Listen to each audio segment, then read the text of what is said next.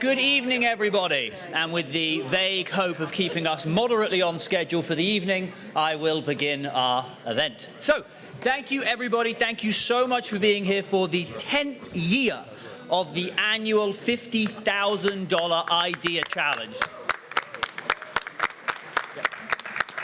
We've made it 10 years. I have emceed for 3 of them, and I think it's a surprise that it's still going after my emceeing. So here we are. But there we go. No, so my name is Neil Shortland. I am an associate professor of the Fine Arts, Humanities and Social Sciences, director of the Center for Terrorism and Security Studies, and a DM faculty fellow for the Fine Arts School. And I must say, it's probably the last one, the latter, that my role as a fellow that probably brings me the most joy every year. So this truly is an honor and a privilege for me to be here at the microphone and at the podium. So, I have been given the distinct honor and pleasure of acting as your MC for the evening. Now, as many of you know, the Risk Difference Maker Institute supports our students in creative problem solving, innovation, and entrepreneurship. And I think you can really see the appetite for these skills in the intake and the growth of the program as a whole. So over the last decade, we have grown significantly, and you'll see that later with some of the immense success of some of the programs that we have, and we're very lucky to have the leaders of a lot of those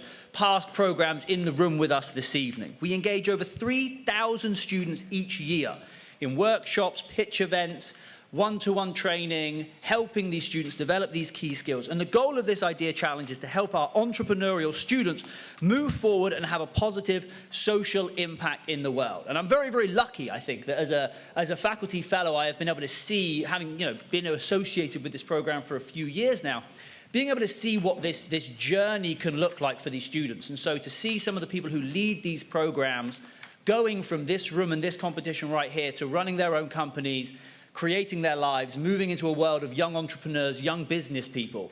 It's one of the most fulfilling things you can possibly see. And it's why I love this program so much, because it's not just about the skills, it's not about the money.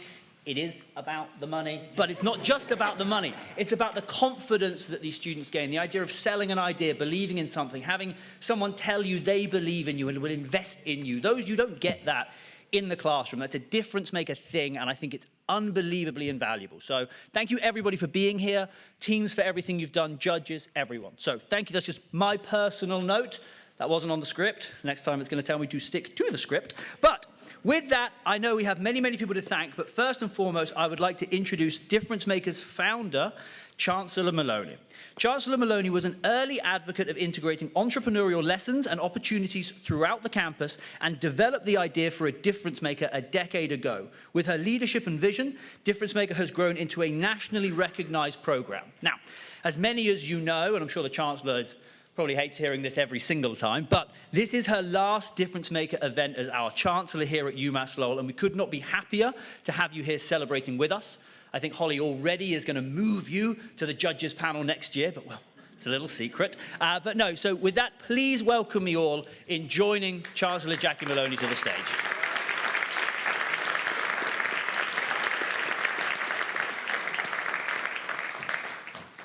Thank you, Neil. Let's hear it for our faculty fellow, Neil Shortland. Is he perfect for the role of MC or what? Brings so much energy. So how's everyone doing? Yeah, I heard that earlier. Not good enough. This is UMass Lowell. We are the Riverhawks. We are back together for the first time. Let's hear it. How's everybody doing tonight? Woo! Who in this room is ready to be a winner? Woo! Let's hear it.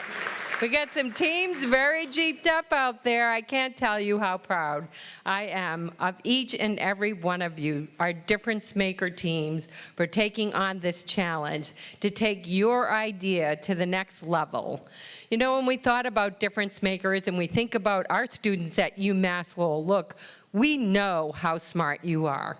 We know you're driven. We watch you every day going into the classroom.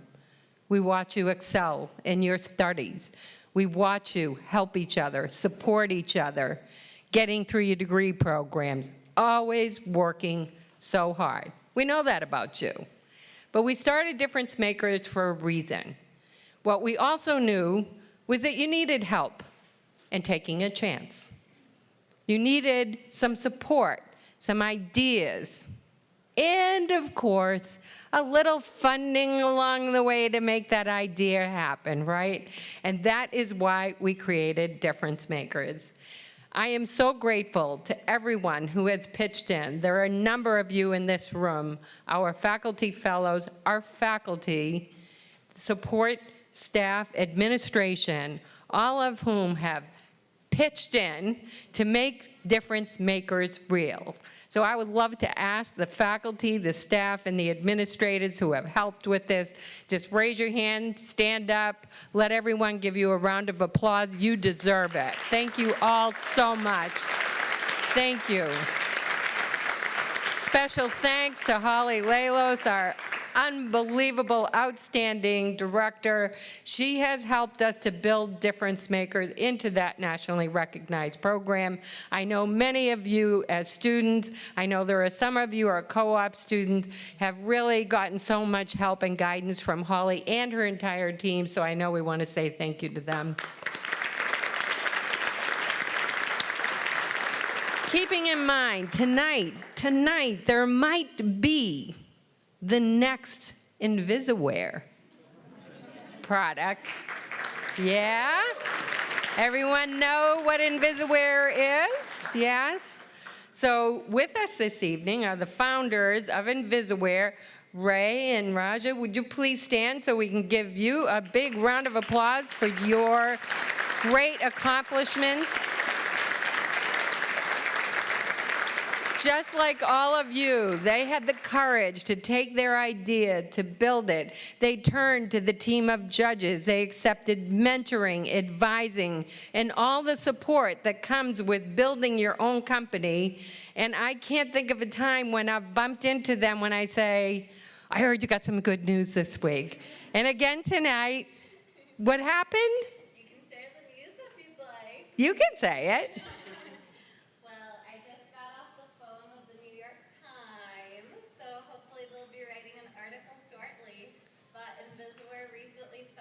multi-million-dollar deal that you guys will all be hearing about in the next few weeks. So we're so thankful to have had the amazing Difference Maker program who helped us get to where we are today. So especially Holly, the dean, the chancellor, all the incredible judges. Brian, nice to see you.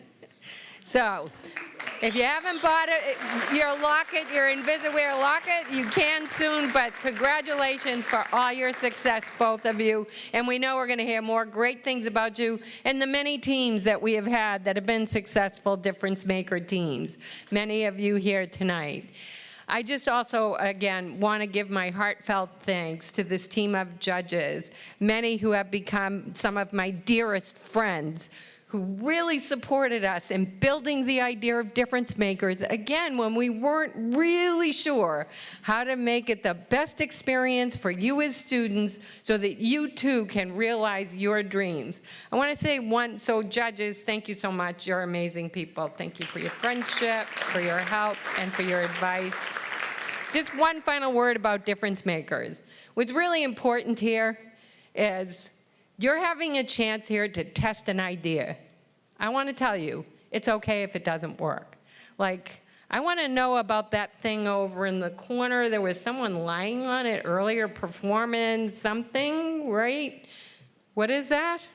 This is the peak performance rating system. How about that? Now, that may be the winner tonight, and it may not. But the point is, no one can ever take away from you this experience where you put yourselves out there. You took your idea, you put it out there. Maybe this one's a winner. It's okay if it's not, because you're going to learn a lot. No one can take that away from you. And you can take what you learn from this experience with you no matter where you go, whatever job you have, whether you start a multi-million-dollar company like some of our judges have, or Ray and Regia over here, or if you are working as a nurse on a ward and somebody needs an innovative idea, or you're a teacher in a classroom and they need a new idea or a way to build community with students. You're going to have this experience where you learn to think creatively, outside the box, get help from your friends, and look for support and try it. That's the most important thing. So congratulations to all the presenters tonight. Thank you again to everybody who supports Difference Makers. It really means so much to our students, and I wish you all the best of luck. I know you're going to do great things, and man, is it good to be back together again.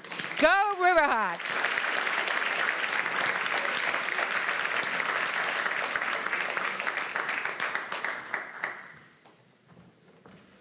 Thank you, Chancellor, for your amazing words, leadership, and support. And so, with that, just before we get to our pitch-off, there are a few key people in the room that we need to shine a spotlight on just to make sure that we get the opportunity to share our thanks with them for all that they've done, not just this evening, not just this semester, but all throughout the years to bring us to this moment. So first and foremost, I would like to thank the DM Faculty Fellows who act as ambassadors for difference makers within their individual colleges. So could we please have stand Mazen El Ghaziri and Brent Snell from the Zuckerberg College of Health Sciences, Carter Q and Kalia Wolkowitz from the Francis College of Engineering, Kathy Levy from my own College of Fine Arts, Humanities, Social Sciences and Education, Rachel Mansfield from the Honors College, Tom Wilkes from the Kennedy School of Sciences, and Kevin Willett from the Manning School of Business. And if we could just take a moment to thank them. Kathy, come on.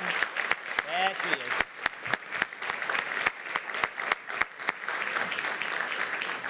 Amazingly shy Difference Makers Fellows. We love you. Right, so, and in addition to that, we have to thank all of the deans for their ongoing support and collaboration, and specifically the deans who have joined us here this evening, which is Dean Richtermeyer from the Manning School of Business, Dean McKinney from the Zuckerberg College of Health Sciences.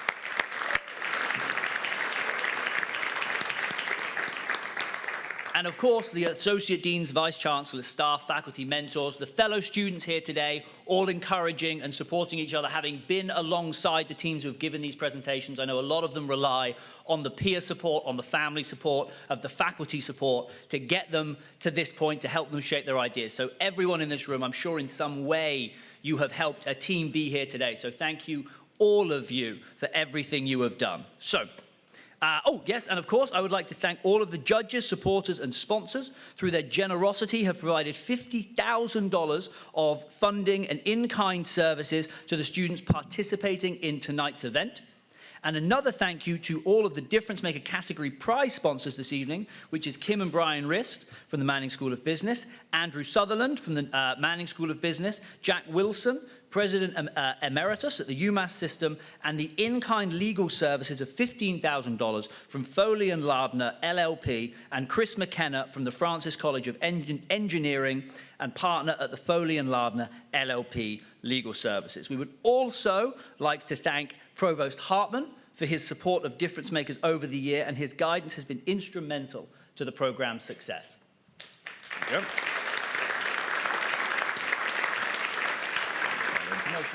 And then lastly, and I think this really is one of our biggest thank yous that we absolutely have to focus on, which is a thank you, a huge thank you to the Difference Maker team who make all of this possible, which is Brenda Evans, the Dean of Student Affairs and Wellness, Holly Lelos, Director of the RISC Difference Maker Institute, David Vattalaro, of RISC Difference Maker Fellow, and then all of our RISC Difference Maker Co-op students who are chaperoning, guiding, keeping us all in the right room at the right time, in the right place, which would be Jake Abramowitz, Adam Basma, Maddie Gia, Yihan Hout, Rayan Katari, and Mina Lam. So a huge round of applause, and thank you to everybody in Difference Makers.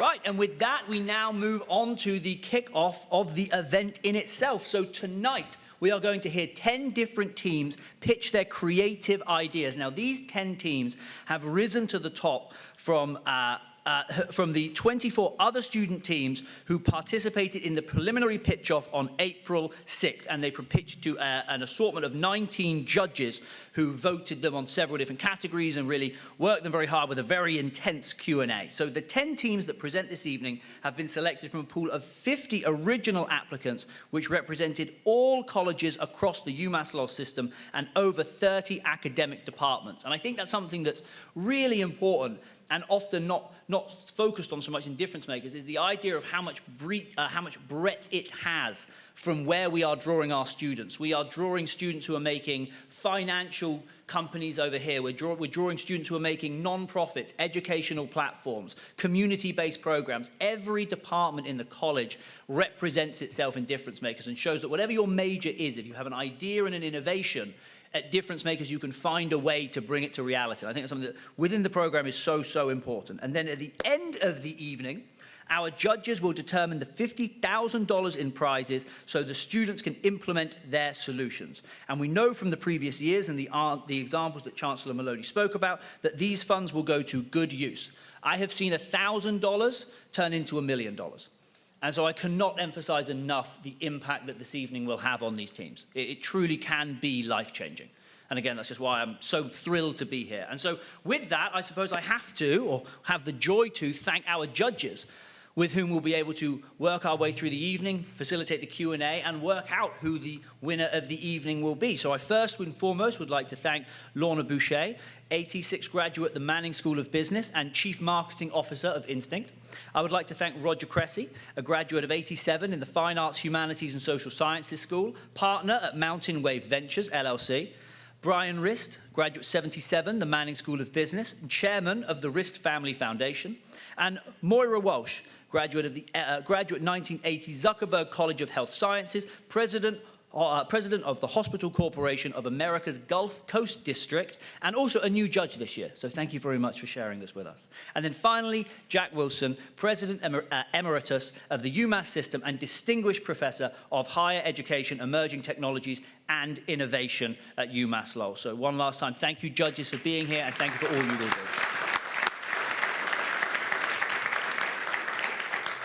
Okay, and after that, I've got through all of the thanks and all of the introductions, and I'm still allowed to be the MC, so that's the first success of the evening. But with that, let's get pitching. So each of our teams will have 5 minutes to pitch to the judges their idea, after which there will be a 5-minute Q&A in which they'll be able to respond to any of the questions that the judges may have. We have a timekeeper with Dave who will be keeping us on our schedule, and at the conclusion of the 10 pitches, the judges will leave the room and deliberate before coming back and announcing the winners of the different categories of the evening. So with that, I believe we are ready for our first team. Our first team of the evening is Amara and is represented by the team members Brandon Kuncheau and Adam Isakandar. Welcome to the stage.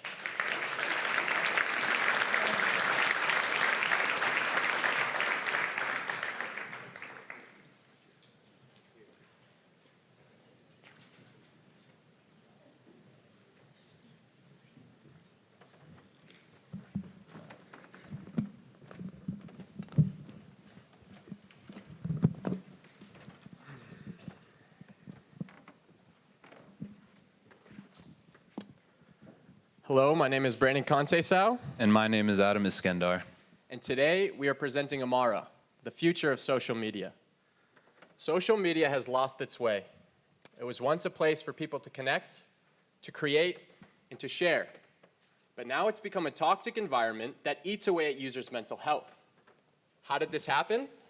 It's a result of social platforms shifting their focus away from innovation and directing it towards making algorithms that hook and addict their unsuspecting users. The reason being, the more addicted users are to viewing the platform, the more data they can collect on them and then sell. Their algorithms also decide what style of content goes viral, forcing creators to cater to these algorithms rather than creating genuine content that they enjoy. Young adults, like my 15-year-old sister, then compare themselves with these influencers. She comes into my room every week asking me if she's fat. In reality, she's not fat, but when in comparison to the people she sees on social media who are using filters, who are photoshopping, her complete reality has been distorted, and I don't blame her. Social media has led to a generation that suffers from great mental illness. Suicide rates among persons 10 to 24 has increased 60% over the last. From 2017 to 2018, suicide rates have increased 60%. Just as social media began to skyrocket, so did these suicide rates. From 2010 to 2019, emergency room admissions for self-harm tripled among US 10 to 14-year-old girls. There's an estimated 240 million people in the US actively using social media today, of which are 57 million 11 to 25-year-olds. There are an estimated 38 million creators or influencers across social media. Essentially, users do not trust these social platforms, but they're helplessly addicted and left without a viable alternative. In Facebook's own research, teens reported one of their biggest dislikes about Instagram was how much time they spent using the platform. The report said that teens had an addict's narrative about their use, saying they wish they could care less about the platform, but they couldn't help themselves. Current social platforms have done little to nothing to combat this mistake. To begin to fix this problem, they'd have to reshape their algorithms and revenue model. Over the past few years, Facebook has already had a steady decline in consumer trust, and since converting to Meta only 5 months ago, they've lost over $500 billion. There have been alternative social platforms like MeWe, which have attempted to create a platform that entirely excludes ads and data collection. However, despite their best efforts, MeWe and many platforms alike failed to attract mainstream attention. They lack the core attractive features offered by current social networks, as well as failed to realize that ads and data collection are not intrinsically evil, as long as they align with the best interests of their users. Amara is a next-generation social media aiming to combat the rise in mental health among youth by providing a social platform that operates with a diverse business model, humane algorithms, and complete data transparency. Amara has diversified its business model to prevent relying on one source of income, which can compromise the morals of the company. Content creators can add a subscribe button to their profile, offering exclusive content to users who join. They can also enable a donations button for those superfans who want to show a little extra support. Amara will still have advertisements as well as a premium subscription for users who wish to use the app ad-free. Amara's algorithms are going to focus on building trust and delivering valuable content to its users by focusing on the slow-rising, accumulated positive responses seen on the app. Amara will also feature a user-interactable data profile page that will allow users to visit this page at any given moment. On this page, users can see what style of data is being collected on them, how it is being used, and to whom it is being sold. Users can also decide to opt in or out of data sharing, and users that opt in will receive a small % monetary kickback from the money Amara earns from its advertising revenue. Today, Amara has a working prototype in the App Store, Google Play Store, and on the web. We're both extremely committed to bringing this to market, and because of how serious we are, we've already established Amara as a Delaware C corporation. With the funding from Difference Maker, we plan to cover any future developmental fees, equipment costs, legal fees, as well as any other miscellaneous costs incurred along the way. We also plan on using the credibility gained from UMass Lowell's Difference Maker as an accolade when meeting with investors. What social platforms today have failed to realize is that the youth is the future of our nation and our world. We should be investing in them rather than selling them. Thank you. We are Team Amara, the future of social media. Do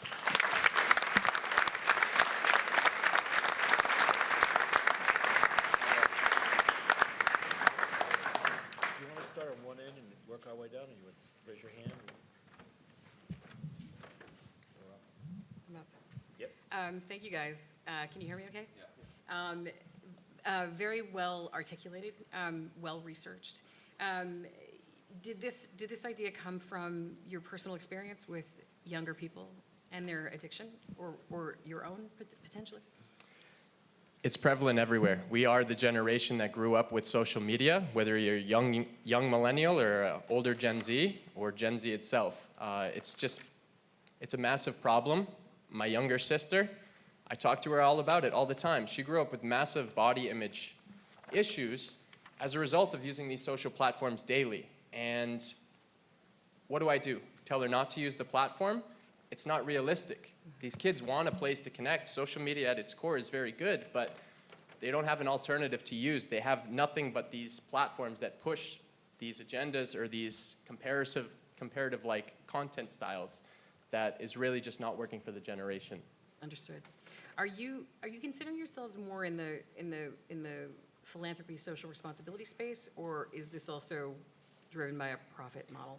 Absolute profit model. We see nothing wrong with profiting from this as long as it's delivering what we promise.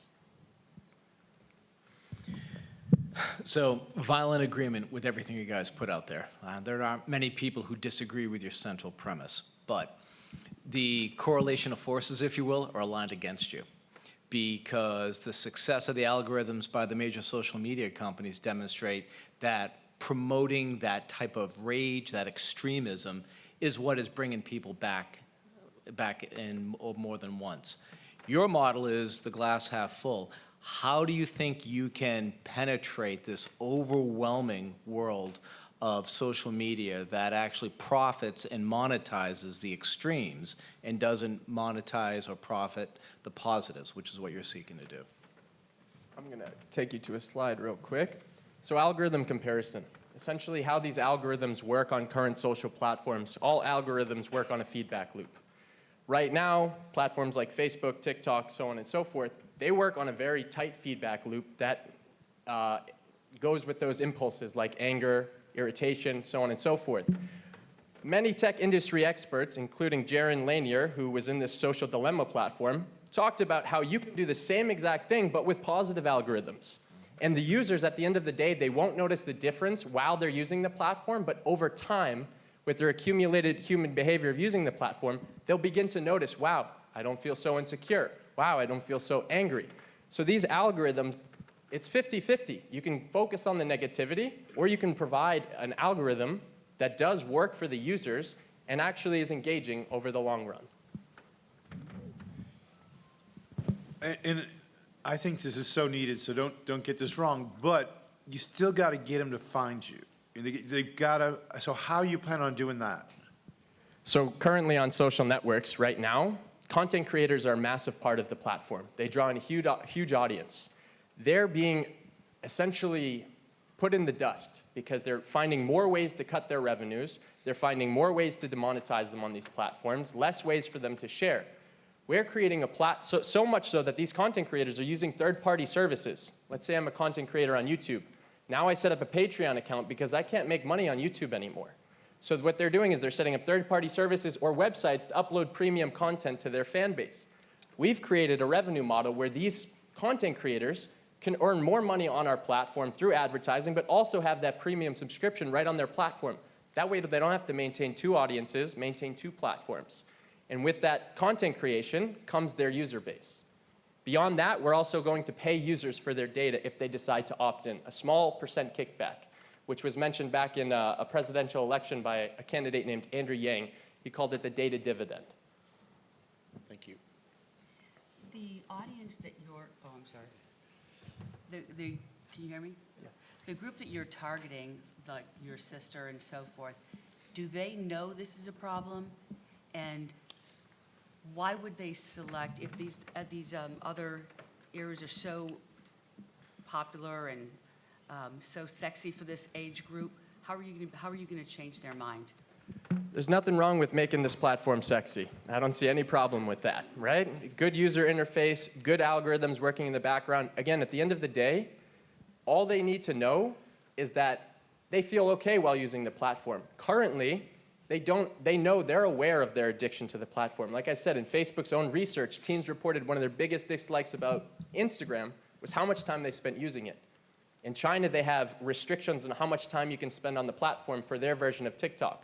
But the version they have running over in the United States, it's unlimited. So there's definitely an awareness among the youth.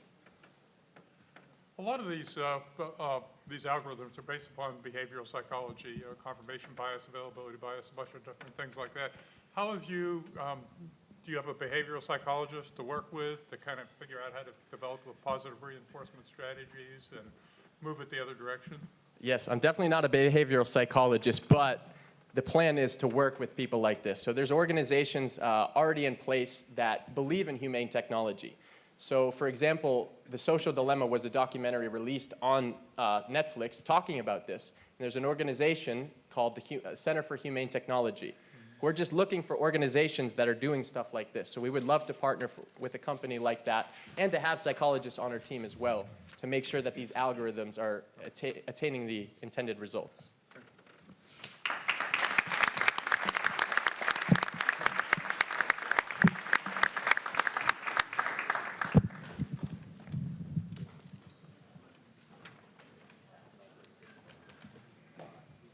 Thank you very much.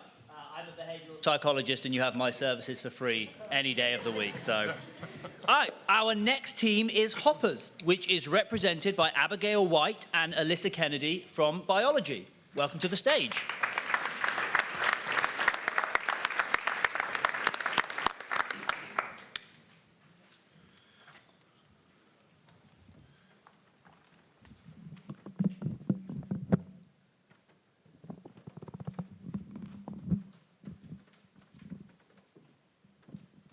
Thank you all for taking the time to listen to us today. As we begin, I just want to ask you all a question. In the last 2 years, how many of us in this room felt feelings of isolation? All right, so I wasn't alone in that aspect. So I know that none of us need a reminder, but in March of 2020, things changed drastically. This school shut down as well as many others. This presented challenges for people of all ages. For children especially, this compounded onto pre-existing issues such as a decline in socialization due to the rise of technology use among young children. Today, we present a riveting idea to counteract that problem. Children were isolated for 2 years, causing a decrease in socialization and an increase in screen time. As seen on the graph, prior to the pandemic, 17% of children ages 5 to 10 years old were spending 4 hours in front of the TV. This increased to 44% since COVID. Being in front of the screen has been shown to overstimulate young, growing brains, causing a decrease in their concentration. Being in front of the screen also requires no socialization, which is critical for this developmental age. This is a quote from a first grade teacher commenting on her observations to children's behaviors post-isolation. It reads, "It has taken a lot longer this year for them to get comfortable. They don't know how to act around other children. It's hard to hold their attention. They can't sit through a lesson. They can't solve problems or do much for themselves." So our target market is children in the developmental age range of 6 to 11 years old. During this time period, building social relationships and academic involvement are highly important. In a study of 2,000 parents, 44% of them ranked academic learning and socialization on the same level of importance. These parents are looking for ways for their children to interact without the need of technology. We recognize that there are many games out there geared towards children, like checkers and battleships. However, where some lack the aspect of promoting socialization, they also lack creativity and strategic play. For example, checkers relies heavily on strategic play, but it's not very visually engaging for children. On the other hand, battleships, very visually engaging for children, it relies more on guessing than strategy. That was planned. Where some lack the ability to engage children, others lack cognitive stimulation. Our game encapsulates both of these qualities. So our solution, our game, Pond Hoppers. Board games are much more important than they appear on surface level. Especially for young children, they can be very helpful for healthy development. For children, when they play, they can experiment through trial and error, problem solve, and build social skills. To play our game Pond Hoppers, it's 2 opponents who play as their own team of frogs, the goal to capture the pond. They do this through hopping around the pond, taking out other opponents' frogs, and using special powers. Here's a short clip of our game. Move it once. This one. This one. Wow. I'm winning. Right there. Oh my gosh, you took out my frog. Good job. Okay, I'm gonna go here. And I'm gonna go here. I won! You like playing? Yeah, can I do it again? You want to play again? Okay. As you can see, the game is loads of fun. And not to brag or anything, but I've won the most games. She also gets better grades than me, so I'm convinced it's connected. As you saw, we have a prototype of our game, but we need the listed resources to make the final edition. We want to hire an artist to make the art authentic. We want to do 3D printing software capabilities to make the game come to life with 3D pieces. We need to buy a game box and a game board, and once the final edition is ready, we're going to sell and need some financial support for marketing to get our game out there. Lastly, we want to make our games ours by purchasing a patent. So, while we create the game, publish the game, sell the game, we just need you to play the game. Thank you all for hopping along with us. Any questions?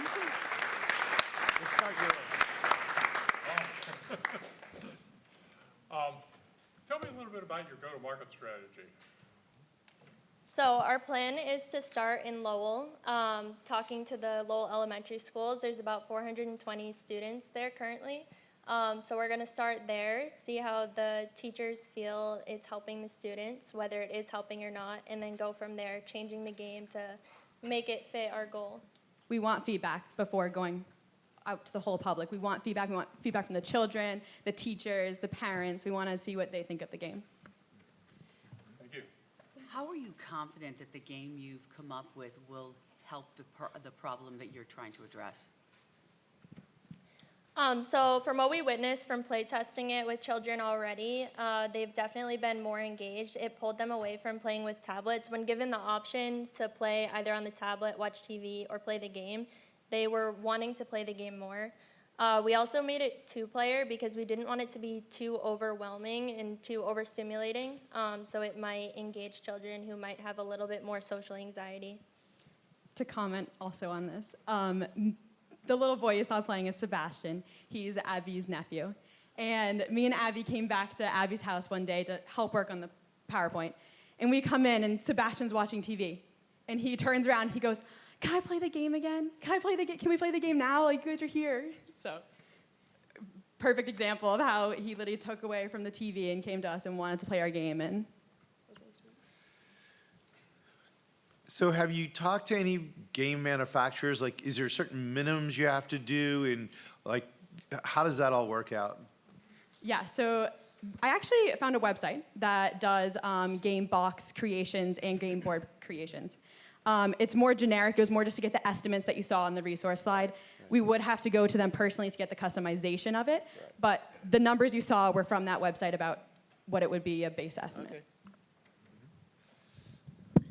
So great job not getting thrown off by the balloon. That's the first. It was really scary. First rule of this, don't lose your focus. So that was fantastic. There is a challenge because there's a lot of alternatives out there. So, and I saw how Sebastian was playing it. It is checkers on a frog pond, right? It's very similar. Yep. So that's fantastic. How do you differentiate yourself from some of the offerings that are out there right now? I mean, there is always an overlap. And so how would you say, we're different and this is what we're going to do? Definitely. So first off, it is a little bit different from checkers.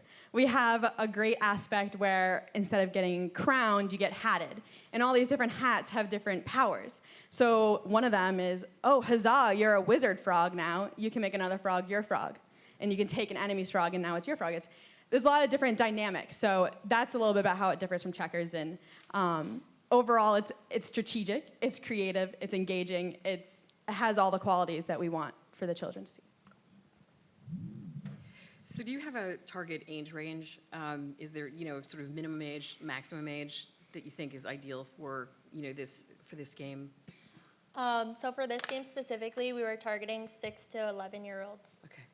And the premise seems to be that it has to be a live physical interaction. Is that right? So you're not going to turn it into a digital game. You're going to, keep it to a tactile experience, it sounds like. Yes, our goal, we want to make the frogs 3D, so there's also a dexterity aspect to it as well. But the whole goal is to get children away from things that require technology so that they're having face-to-face interactions. Understood.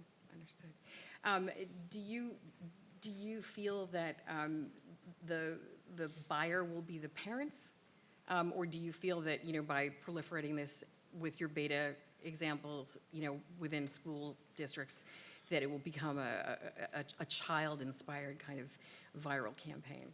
So we're thinking that with the beta testing, we're going to get all these students going back to their parents and being like, "Guess what, Mom? Guess what we did today? We played this awesome game." And then that kind of gets the word out. But we are looking at the grandparents, the parents as the target sellers, like what we're selling to. So have you thought at all about creating a community around the game, like some sort of phenomenon that you could use sort of, to help with the ambassadorship of the marketing process? We have not. We would love to hear more about that, actually. But we have, we're creating a Facebook page right now because that seems to be a very popular thing among parents and grandparents to kind of get our game out there. But no, we would love more mentoring. We would appreciate any more comments on how to. Excellent. Thank you.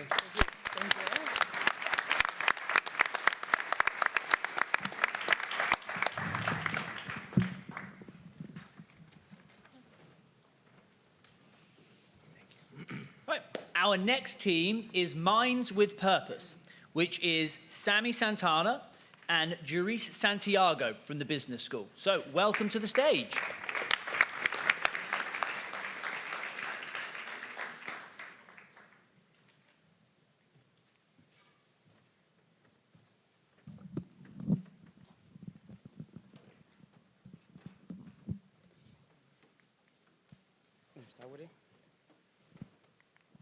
Hello all.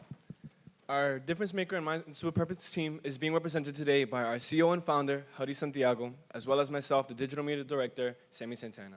When people ask me what I do for work, I simply tell them I'm a part of a lifestyle, a part of an ecosystem, a part of a mission.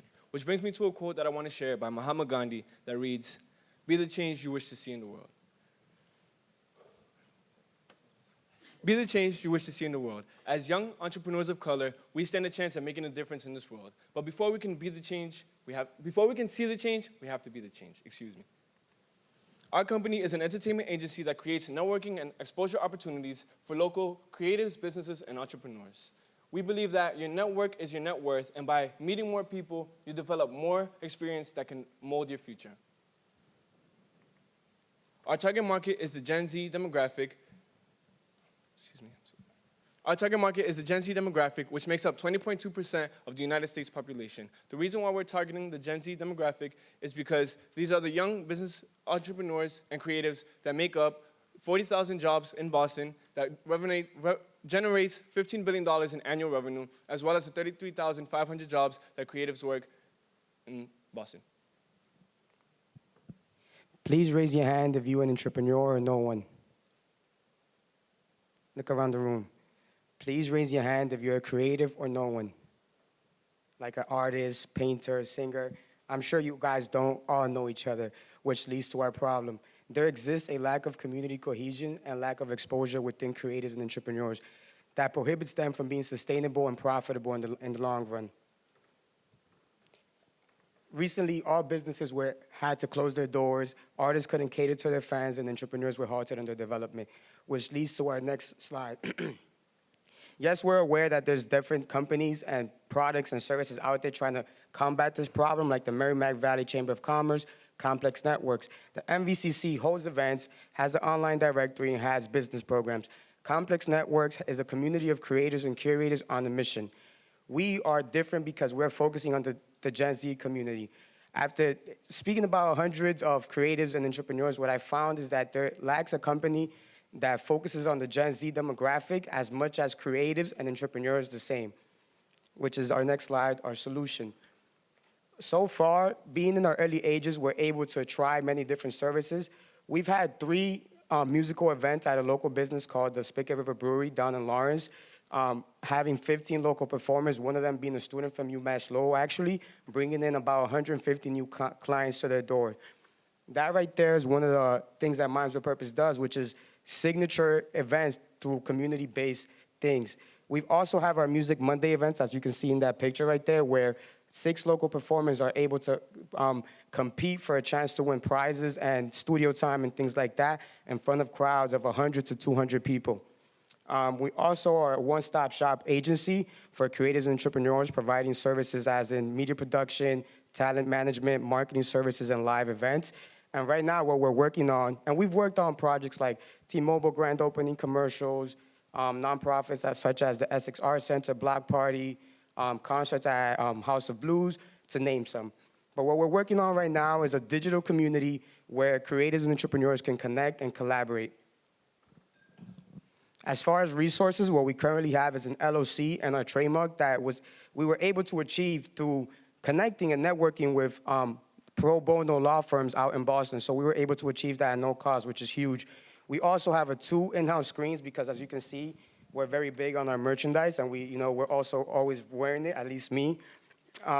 We have a single-head screen printing machine to produce our own merch, and we have a team, a developing team. So besides me and Sammy, we have a web developer that lives out in Texas. We have, community members that help out with the marketing and things like that. But what we do need is to lease an official business headquarters to produce our merchandise in-house and have it like a retail store. We need a bigger screen printing machine to just produce better quality. We need better digital equipment as well to produce better videos, better content, better product shots, all of that. And we just need to do more continuous events. Thank you all for hearing us today, and remember, you are all minds with a purpose.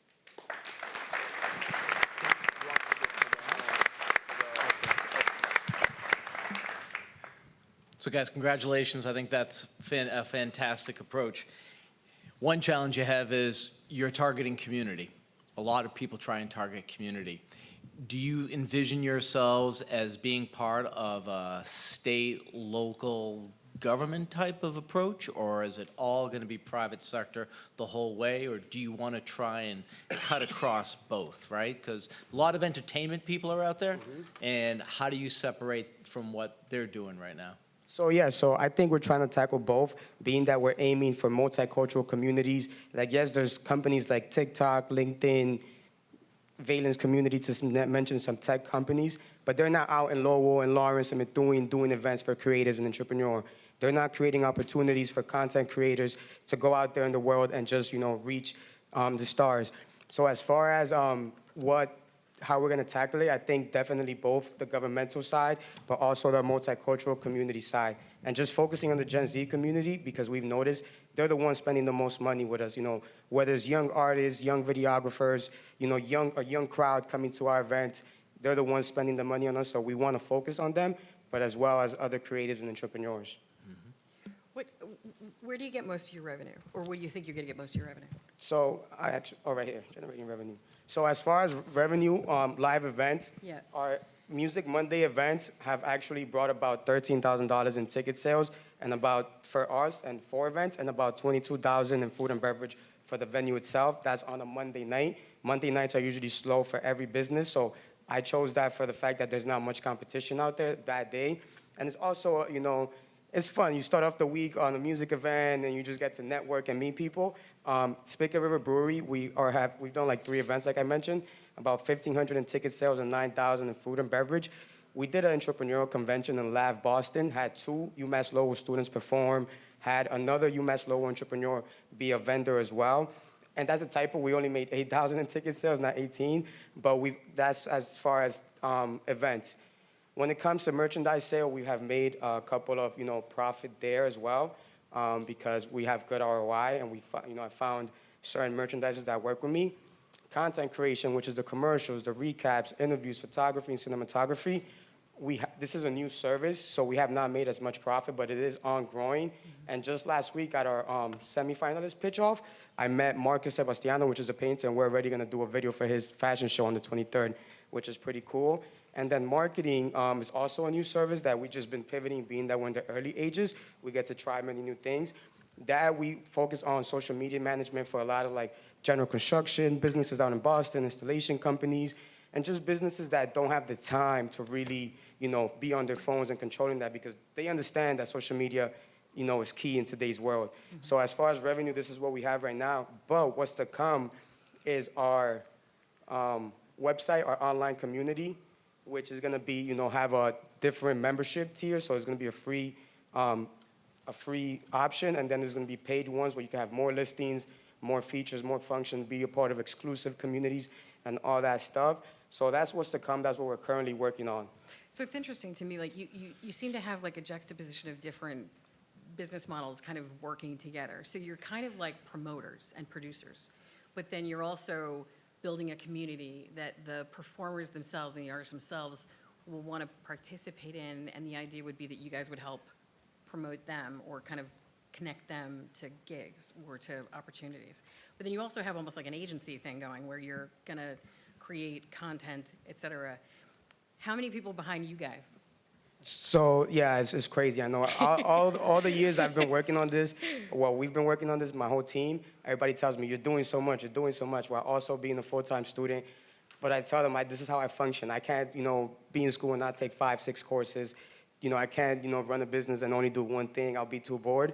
So behind us, like I mentioned, we have a web developer, and then we have a team of about 5 that helps us with our marketing stuff. And yeah, it's technically 2 companies in one. The one-stop shop agency will have its own site, which will be mindswithpurpose.com, and you guys can find it. And then the online community to promote, connect, and collaborate will be mwp.community, which will be, a whole other website as well. Okay. So are you charging a certain percent on top of this? Or, I mean, you just showed the revenue from ticket sales, but that certainly wasn't your money. That was between you and the house. So is there a certain couple points you charge on top of it? How does that work out? So the ticket sales is actually our money. We get the door sales for these events. The money that's not ours is the money in food and beverage. We get a % of that as well. Being that we've been able to develop relationships with these venue owners, you know, and working on days that is usually off, like Mondays, we get a percentage of that. But, you know, events are stressful. I'm tired of events. Like, I really want to focus more on the online community and just connecting and collaborating more creatives and entrepreneurs. Okay. How are you marketing this to your potential candidates that would be interested in doing this? And is this just a local effort? You talk about the local community in that area. So marketing, I wear the merchandise every day. I'm a walking branded person myself, so I'm always promoting it. But social media, we have platforms on Instagram, LinkedIn, Facebook, Twitter, LinkedIn, Facebook, and Pinterest. So we're very big on social media. And then our events, you know, at each event, we gain a bunch of followers, a bunch of new people to be a part of our community as well. And as far as the local, right now we are local, but we are aiming to expand. We have traveled to different states like Atlanta, Miami, California, just doing interviews to creatives and entrepreneurs to bring that community together and make a presence of Minds with Purpose in these places. So that's the next step, to expand to those, you know, major cities. How many hits are you getting on social media? So right now we have about 4,500 followers. Our most viewed video is about like 27,000. So pretty good numbers on social media. And then lastly, how are you going to measure your consumers' success? So by measuring our consumer success, we're very big on numbers, you know. We don't charge people to do an event at their spa. I don't like to charge a half for our services. We like to prove results and over-deliver always to make sure that we're being quality and doing what they're asking for.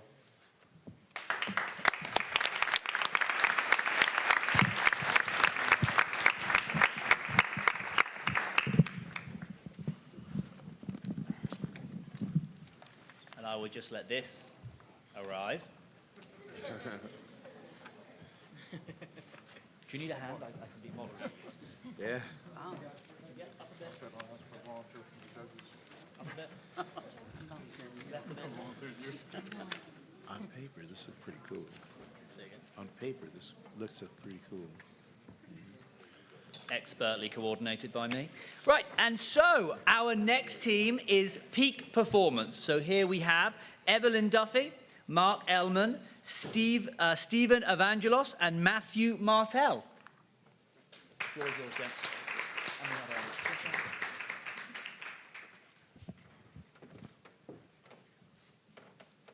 Good evening. My name is Evelyn Duffy, first-year student here at UMass Lowell.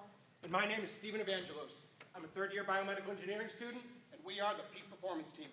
Welcome to the main event. Ladies and gentlemen, tonight, live from the University Crossing, fighting out of the Francis College of Engineering, the one and only Mark Ellman, second-year biomedical engineering student, UMass Lowell. And hailing from the Southern College of Health Sciences, the undisputed Matthew Martell, third-year clinical exercise science student. I'm gonna stomp you with SolidWorks, and I'm gonna crush you with CAD. Come on, man, I work out. I've got all the right moves. Ding. All right, I want to see a nice, clean fight. Did you bring your strength? Yes. Did you bring your speed? Yes. Did you bring your proprioception? Whoa, proprio what? Come on, man, proprioception. Did you just say proprioception? Yes. Oh, you mean a total sensory input of limb and joint position in space? That's the one, proprioception. Oh, so you're talking about that spider sense there, eh, Peter Parker? I guess I am, Mark, which makes us your friendly neighborhood Peak Performance Team. I'm Matthew. And I'm Stephen. I'm Evelyn. And I'm Mark. Stephen, I sense a big problem and need a big solution. That's right, Mark. The problem that we're here to address is that the $81.7 billion sports performance industry, which covers athletic development from junior high school all the way to the Olympics, does not have a gold standard assessment for body awareness in space. Our solution? The Peak Training System. A modular design equipped with MATLAB telemetry that we coded here at the university. Peak is able to deliver a precision rotational assessment of upper to body alignment with accuracy in 4 decimal places of 1 degree. That's laser precision. Mark, I think lasers measured at 2 decimal places and ours goes to 4, but yeah, you've got the right idea. Okay, Professor X.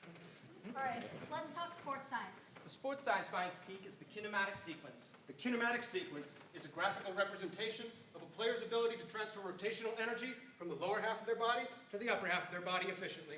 By optimizing alignment, we maximize speed and repeatability. Because Mindful. motion Matters. So what does misalignment cost? It's well documented that even for a professional athlete, 1 out of 10 optimal patterns is reasonable. Misalignment is responsible for the 9 out of 10 other patterns. Trainers and athletic organizations know that proprioception can improve this relationship. But they've lacked the right tools. Well, I've got good news for you. Peak is the missing puzzle piece. All right. Matthew, you think you could take on the mighty Mark Elman without proprioception? Calm down, Mark, and let me take you folks back to summer 2017. The sport in this example is going to be golf. By August, we're noticing that our students at the Harmon Golf and Fitness Club, who are assessing at less than 0.5 degrees with peak, are achieving club head speeds as high as 103 miles per hour consistently. Get this, players struggling to get within 5 degrees are barely scratching in the 90s. Results. So how's Pete gonna make money? Our market segmentation strategy is pragmatic and ambitious. The sports performance industry does not have a regulating body that says what can or cannot be sold as a piece of equipment, so the barrier to entry there is very low. Currently, Peak is conducting research here at UMass Lowell on track for phase 1 of an exciting path-dependent business plan. Basically, we're gonna give our two target markets the old 1-2. A classic QWERTY phenomenon. You can Google it. With your help, you can bring Peak to the next level.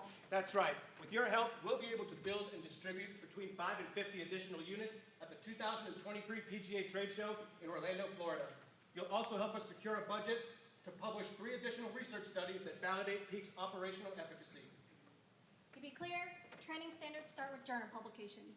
When industry academic experts agree that something is useful, industry professionals make it profitable. Peak has strategically aligned itself with 2 key industry leaders, NASM Master Trainer Eric Beard and PGA Director of Instruction Tom Kavecki. with a combined influence that speaks directly to over 35,000 incumbent professionals, serving over 4 million athletes in the golf sector alone, all inherently looking to their leaders for what to do next, Eric and Tom are going to help us influence the industry from the top down. And they both agree that once you've experienced peak, 12 rounds of Mark Elman will feel like a walk in the park. Whoa, come on. Target customer, go. The target customer is the industry-accredited professional who provides training services and expertise to athletes. It's a pretty saturated market, though. Yeah, maybe a little bit. Huge threat from current incumbents, no? There's David Technogen, but they're not using biofeedback like us. Peak is patent pending. It's not a replacement for training expertise. It's an amplifier. My name is Mark Elman, and proprioception has just met its match. Call me Coach Matthew. It's time for a new twist on core training. My name is Evelyn Duffy, and we need your help to give this industry the second wind it deserves. And my name is Stephen Evangelos. Welcome aboard to the modern science of mindfulness. We are the Peak Performance Team. Thank you very much for your polite attention.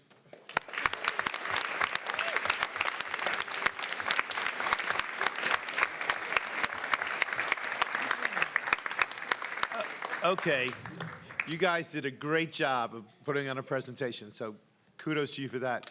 But you didn't speak a lot about the pricing model and how that works. So could you explain that to us a little bit? On an individual product, like what you're looking at here on the stage, Or your business model, where's the money coming from? How are you going to make money? we're going to be selling these tables to industry-accredited professionals. Matthew, can you describe what that is? So an industry accredited professional is your athletic trainer, your coach, someone who has an already working knowledge in functional energy. Essentially, the NCAA. Over 460,000 athletes in the United States working right now with a trainer-to-player ratio of about 1 to 45. That's our first target customer. NCAA athletes become professional athletes, and then it makes it a lot harder not to train with the thing that got you there. Is there a piece of equipment that competes with this, and how are you going to deal with that? Not directly. This device doesn't necessarily use biofeedback to tell you about force production. It's about body position. So strength training, speed training, agility training, we're not trying to teach you how to run fast in pounds. We're trying to address it for what it is. Am I getting this right? That like this, the body awareness that you're enabling professionals to calibrate applies to any number of, at least initially, professional sports. Primarily rotational athletes to Okay. begin with, Okay. and I say that because we have the data Right. to support it. Matthew, can you tell them a little bit about the hips and the rotating part of other sports? So when we look at any sort of athlete, we're thinking of rotation. You think a football throw, a golf swing, a baseball swing. There are motions that occur at the hips in every sport. So what we want to do is assess their awareness in that plane and correct it. The path-dependent plan came from feedback from users telling us, gosh, I can play 18 holes today and my back doesn't hurt anymore. We heard that enough times that we decided, let's start using this device and conducting some research and build some reputation. So I'm wondering about your retail model, selling directly to the customer, because you're gonna have to manufacture it, you're gonna have to, you market, manufacture, distribute. Have you considered a different strategy of, trying to, sell the design and the work, through a equipment manufacturer, an existing company? Our business plan is set up to accommodate the time schedules and demands that we each have as students over the next 3 years. The thing that we can produce is research and validated data. During that time, we're going to be looking for that partner to help us step up or to scale this model so that what you're looking at for $1,250 here, base materials, could be $600 or $700 once it's scaled. But as far as creating that economy of scale, we don't have the potential to do that. Yep. That's why we patented, and we're going to look for a partner. Okay. I think I think the content strategy is really brilliant. I'm a big buyer of that approach, especially for a new technology like this. You talked a little bit about writing papers and publishing some of your research. Do you have other professionals? You mentioned a couple of people already. Are you going to use them in sort of the crafting of this content, or to validate the experience, or what's sort of the approach there?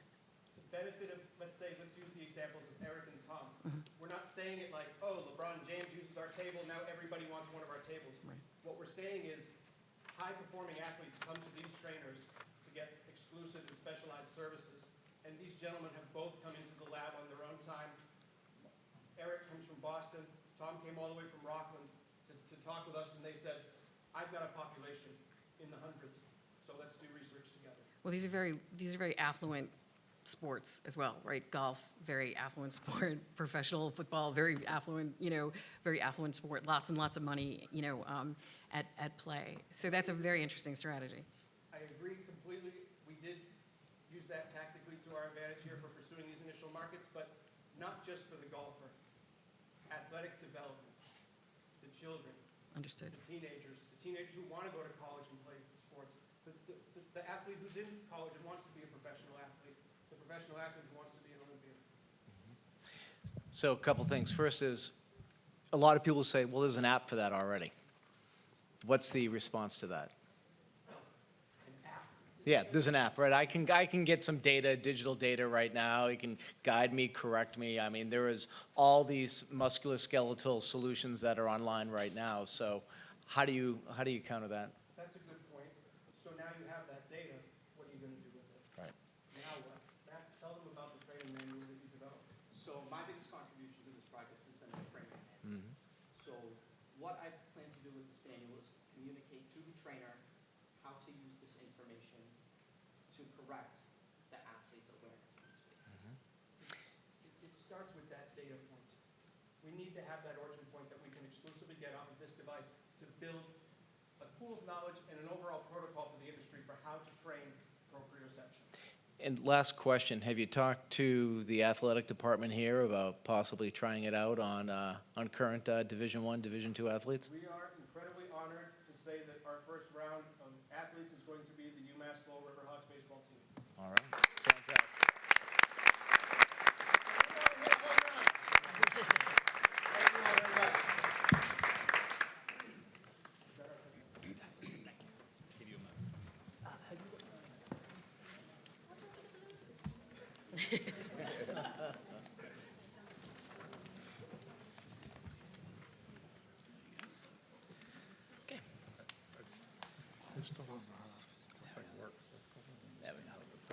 I know that was targeted at the expert athletes, but as an amateur golfer, my credit card was getting dangerously close to coming out during that presentation. So it wouldn't be the wildest gimmick I've gone for.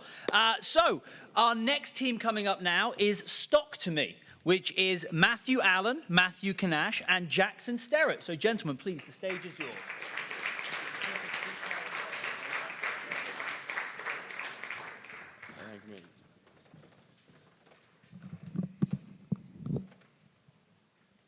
Very good presentation, by the way. That was very impressive. So from time to time, finding stock information can be stressful and time-consuming. I was experiencing this in quarantine of 2020 when I was trying to get into investing. I couldn't find a mobile application or a web application that provided consistent and successful stock trades. So I decided to start a blueprint, teach myself to code, and create Stock2Me.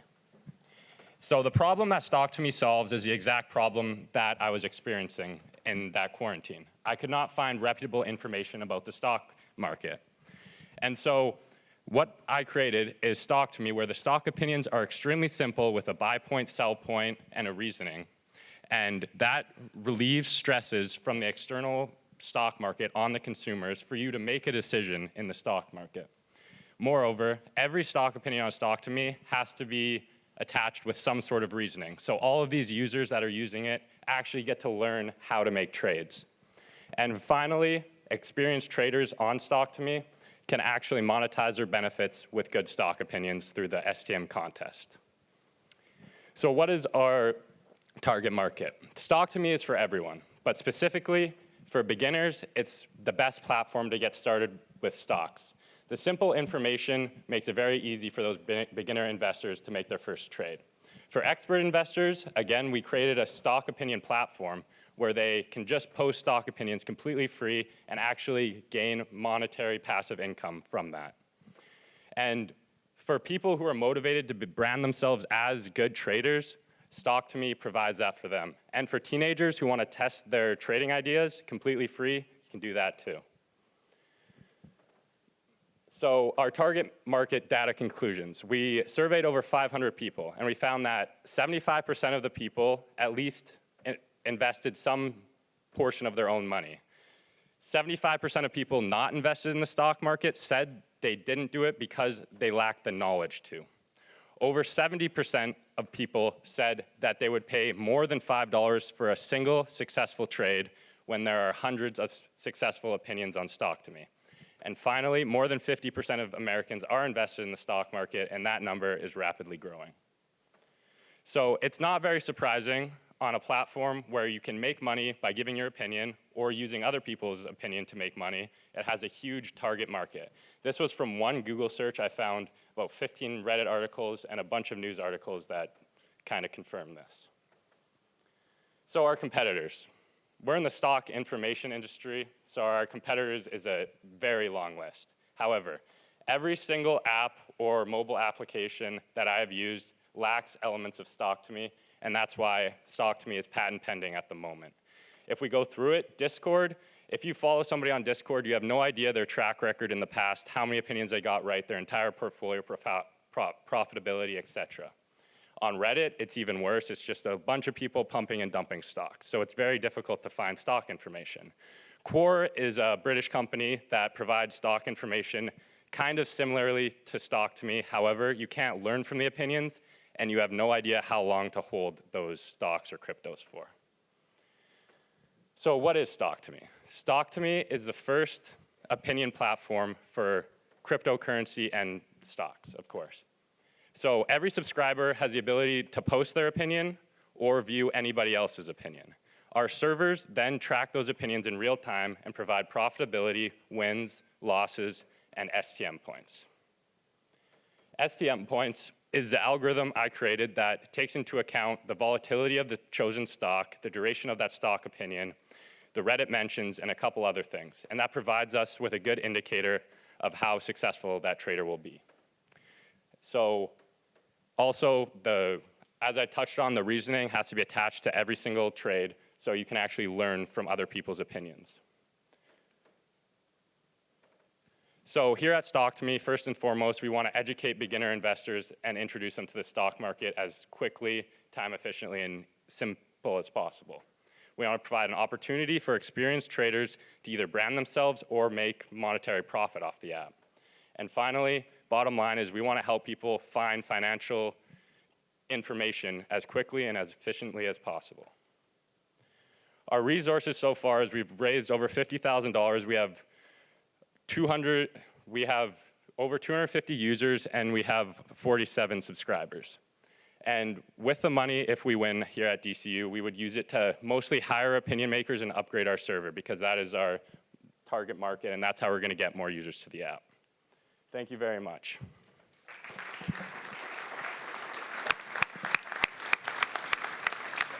What's the age range of your target audience? So right now it's 18 to 25. Those are the people who have the best responses with the app because they understand it the best. So that is the target market. What about range. net worth? Pardon? What about net worth? Net worth. I don't really have a target market for the net worth part of it. It's completely free to use, so anybody can make their own opinions, so it doesn't really matter. So why do I go to you guys over Robinhood? Over Robinhood?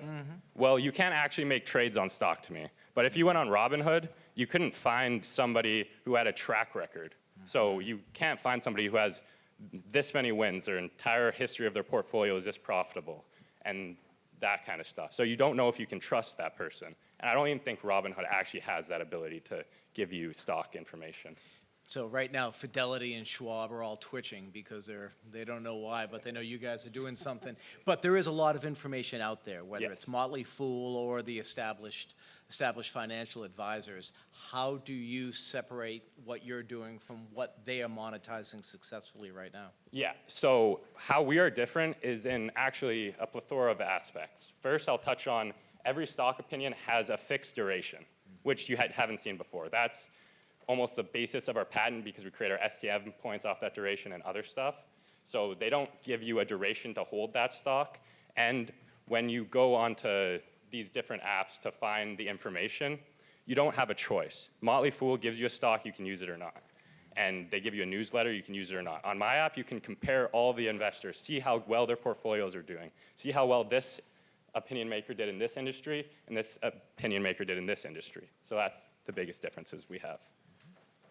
This is a heavily regulated industry. Are you guys looking to set yourselves up as a financial advisory firm or a broker-dealer or get any kind of licensing at all?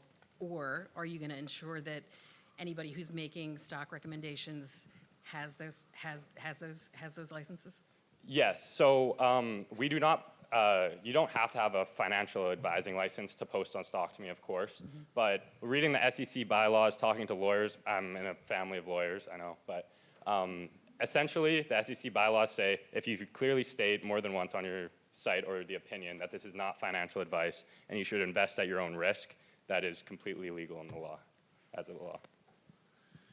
So your profit model, the way you're going to monetize that, I was just about to ask the question, and you flipped up that slide, which is, sounds like subscriptions, ad revenue, so you're going to have advertisements on here, partnerships, and then you're going to be selling the data So that you're extracting from the individuals there? So I don't want to get to the point where I want to sell data. That's kind of like a really, I don't want to do that because I know that's a tricky market right now. So I want to keep the data for myself. Our profit revenue model is we can easily gain enough profits from ad revenue, subscriptions, creating our app into an API that other sites can put on their site. We can make a lot of money in different ways, and we don't have to sell that data to do that. So But you're going to start with a freemium model, you know, get like a low level and then kind of sell up? yeah, exactly. There's a lot of tiers we can put into the app even, too.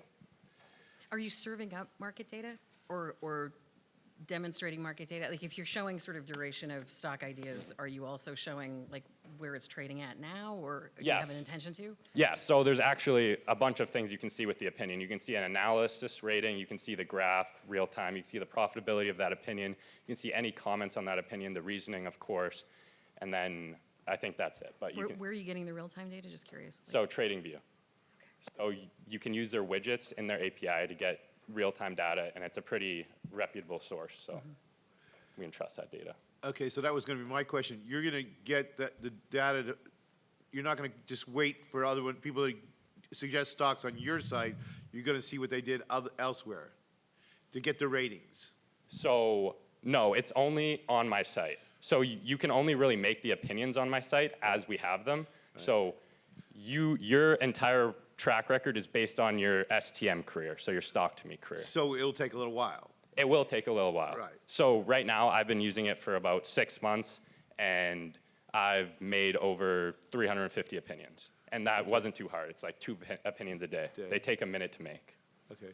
And others too as well? I mean, Yeah, there's hundreds of opinions out there that are expired or still going right now, and they're live. okay. And will you bump, will you bump people off of the platform if their STM ratings are consistently low or that suggest that they're pumping and dumping? I will not. I will just, hopefully the community will see that. And if they have bad opinions, nobody will follow them, nobody will like them, nobody will comment on them or share them. So I hope that the community can help us in that aspect. Thank you very much.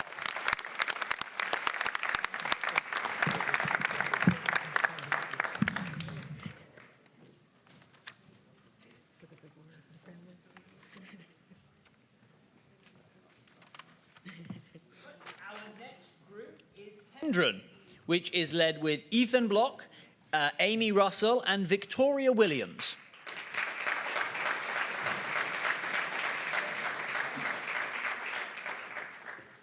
Thank you guys so much, and thank you for your attention and for being here. My teammate is passing out some things to the judges now.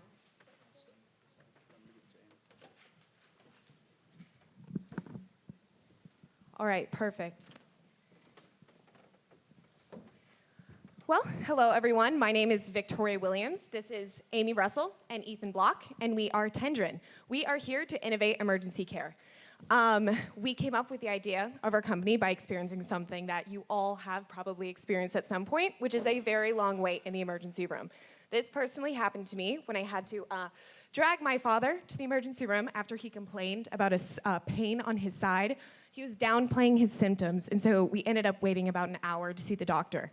Once we did see the doctor, she diagnosed my father with a blood clot in his lungs. For you guys who don't know that, that is a very dangerous diagnosis. At any point, that blood clot could have broken off and caused an aneurysm. My father could have died as we waited in the emergency room to see the doctor. This made it really clear for me that there was something missing, there was something needed to monitor patients as they waited to be admitted into the emergency room. This has become only more apparent during COVID times, where 1 in 5 healthcare workers have quit their jobs since February of 2020. That is 500,000 fewer healthcare workers to work with the 136 million patients that go through hospitals every single year. This has made the already long wait times increase even more, to about 2 hours and 11 minutes in Massachusetts, which is a really long time where things can go wrong. There's simply no way for 1 or 2 triage nurses to adequately monitor every single person in the waiting room. In a study of emergency departments across the nation, it was discovered that about 25% of preventable deaths were due to a delayed diagnosis, meaning that if those patients were seen sooner, they would not have died. So this is where our device comes in. Our device would monitor a person's heart rate, SpO2, which is blood oxygen content, and ECG, and then relay all the information to the nurse's triage station. The device features include a reusable wristband. Anything embedded in the wristband is also reusable. Along with that, it has a rechargeable battery and has the features of it has an infrared laser that would measure a person's heart rate and SpO2. Along with that, it would have a double lead electrode that would measure a person's ECG. To the right, we have a CAD model of our design. The sensor itself would be directly embedded into the reusable wristband. So when looking at competition for Tendron, it's actually quite scarce. There's nothing currently in the post-admittance, post-triage, pre-admittance care. You may say the nurse can bring in something from the hospital to monitor a patient, but that's not likely because those things are very bulky, often have a lot of wires, and it's just another thing for the nurse to keep track of. You might also say there's things on the market that are similar. But if you look at those are made for at-home care. Beyond that, it's very expensive, and they often don't include an ECG. And one of the main points is it doesn't send the data to the nurse's triage station, which is the most important because they are the one who makes the diagnoses. Ultimately, Tendron will be marketed towards hospitals, and it won't be a product for the individual user. That being said, we plan on first immersing ourselves into Massachusetts hospitals, solidifying our business plan there, and gaining some traction in the market before spreading to the 5,200 emergency departments across the nation. To streamline this process, we plan on integrating our software with Epic, Epic being one of the world's largest developers of hospital software. This will make it much easier for hospitals to utilize our solution. This is also where we plan on profiting, selling our technology on a subscription basis. We added the Epic part to our business plan after doing our own market research with nurses and hospital staff. And one of our most important conversations came with the Director of Urgent and Emergency Care at Lowell General. From that conversation, we had two key takeaways. The first being that they would seriously consider purchasing our product. This gave us market opportunity validation. And the second being that they believed it would keep patients safe in triage, which is paramount, because at the end of the day, Tendren is being designed to save lives. If we were to win Spring Difference Maker, our funding would go towards custom circuit boards, furthering our software development, and saving for future patents. And we'd just like to give a quick thank you to our advisor, Dr. Abish DeWild, as well as inform you we are currently onboarding 2 new team members, one a computer science major and one a mechanical engineer, as we prepare for our capstone class. So thank you.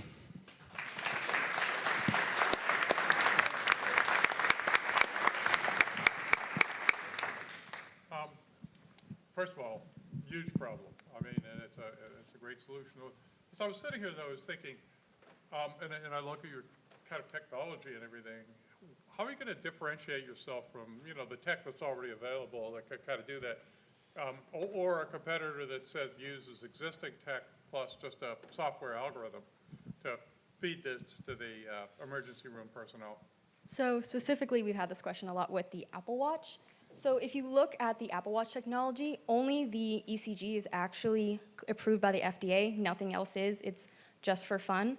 Along with that, it's extremely expensive, so it's not available for everyone to use. And the most important point is that it doesn't send the data to the nurses, who are the ones who need to see it to make the diagnoses.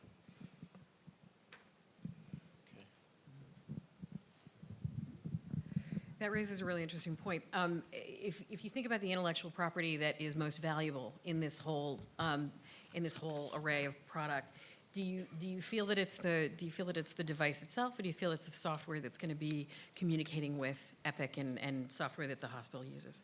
What's really novel about what we're bringing to the table is that software, is that communication between a vital and the nurse. It's something direct, it's really easy. Obviously, the intellectual property of pulse oximeters, pulse monitors, we still have to look into that space. If we do plan on making an original design, we plan on working with a team of lawyers to figure out all of that, since we aren't, lawyers aren't experts in the area.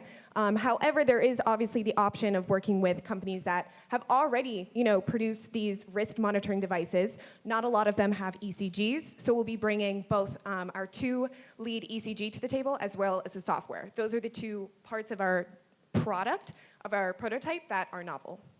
That's great. I have one follow-up thing that's not related to the first question.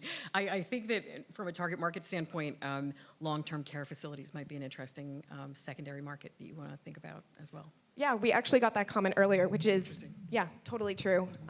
But it's really the lack of competition in that post-triage pre-admittance care that is where we're going to first in hospitals. Understood. Actually, there's just so many places where it could work.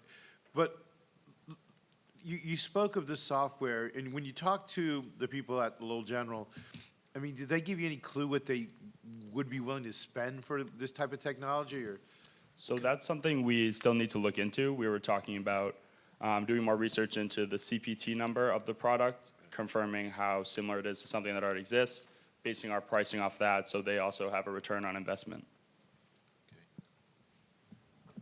So it's my understanding that there's other products like this that exist that aren't affiliated with a watch or something that every person has access to. So have you analyzed that side of the market yet? What's already out there in existence that's already been marketed for quite some time? We have definitely looked at a lot of, once again, like I said, there are these wrist monitoring devices out there. So we made this prototype that we placed in front of you since we were part of the Prototyping Difference Maker Challenge in the fall.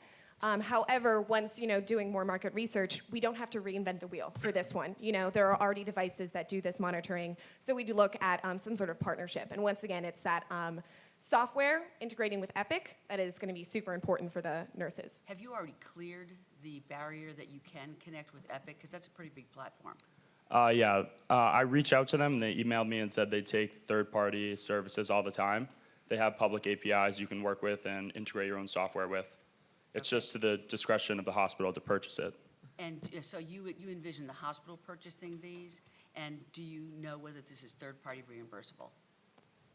We do imagine the hospital buying them. The letter that we gave out was that complete letter from the Director of Emergency Care Services. For your second point, I'm sorry, could you repeat that? Is it third-party reimbursable? Not positive. Thank you guys so much.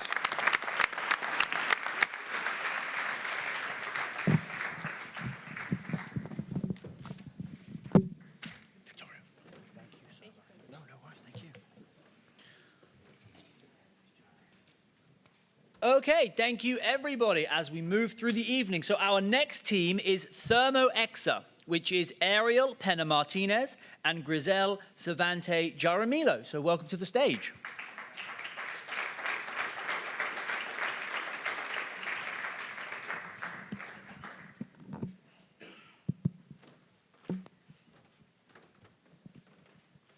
Hello everyone, my name is Grisel Cervantes. And my name is Ariel Pena Martinez, and today we're presenting to you our product, ThermoExa. Did you know that heating and cooling systems use 46% of the average US home energy use? This makes HVAC the third major source of carbon emission in a US home, which has a huge negative impact on the environment. So, here's my question. How can we improve HVAC energy efficiency? Well, developing more efficient smart thermostat will lead to improved energy efficiency, financial saving, and in turn, it will protect the environment by reducing carbon footprint.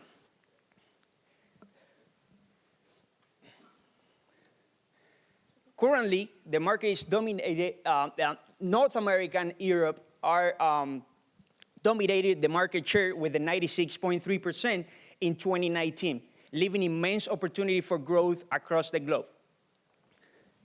In fact, the smart thermostat market is in a growth trajectory, predicted to be of $11 billion by 2027. Currently, the market is dominated by Nest, Honeywell, and Ecobee. However, there is still room for improvement, since their systems are not efficient enough and only lead to about 10% in energy savings. 30% of all the houses in the US already have a smart thermostat, and 10% have a smart device, meaning that they are ready for ThermoExa to be their first and new smart thermostat. Now, out of that 30%, 19% or 8 million households are unhappy with their smart thermostat and will buy a new device such as ThermoExa. In fact, we conducted a survey across 10 households with Nest, revealing that 80% of those houses are highly unsatisfied with Nest, with one of them even turning back to a non-intelligent thermostat. So, how can we improve the smart thermostat market to be more environmentally friendly by saving more energy than current devices? Today, we present to you our product, ThermoExa. So ThermoExa is a device that delivers intelligent and personalized indoor temperature control through unique biometrics recognition. Our product consists of a face recognition camera and a thermostat that will identify each individual in the house and will set the thermostat to their desired temperature set point when they're present in a specific zone of the house. In addition, our camera will use the novel technology Tiny Machine Learning, known as TinyML, which allows for model training at the source of the data. That means no cloud usage, improving privacy, cost, and reliability, and leading to less power issues. Our camera will be installed at the door frame at the entrance of each zone of the house. And as it detects that a person moves between zones, it will adjust the thermostat to that person's comfort, and it will instantly switch the empty room to Eco Mode or energy saving mode, while competitors in the market take about 2 hours to do this. The initial setup is done through a phone application where each member of the house will scan their face in order to train our machine learning model with TinyML. Here, you can see our software, how it switches the temperature of the thermostat when Gerardo enters the specific room to his preferred temperature. Now, when more than one person enters the same zone, our software will create a weighted average of their desired temperatures for the optimal comfort of everyone in the house. While there's no product like ThermoExa in the market, our main potential competitors are Google Nest, Wyze, and Blink, all of which offer indoor security with some person or animal detection. However, they don't offer personalized features. They heavily rely on the cloud and charge monthly subscriptions, and they require constant user interaction.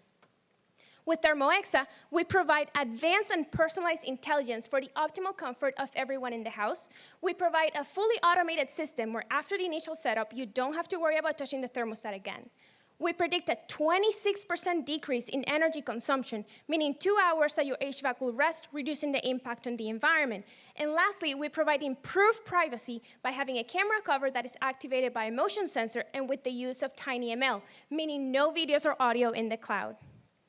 Currently, we're in the initial stages of our company, and with $10,000 from Difference Maker, we will start our patent application process since we have already performed a thorough patent search. And with $150, we will build our first prototype, all of which will inform the next stages of development of our company.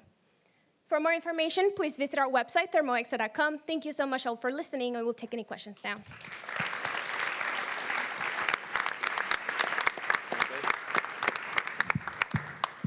So you addressed my biggest question, which was going to be privacy concerns. So all the data resides in the house on the device. There is no wireless transmission available. Correct. Okay.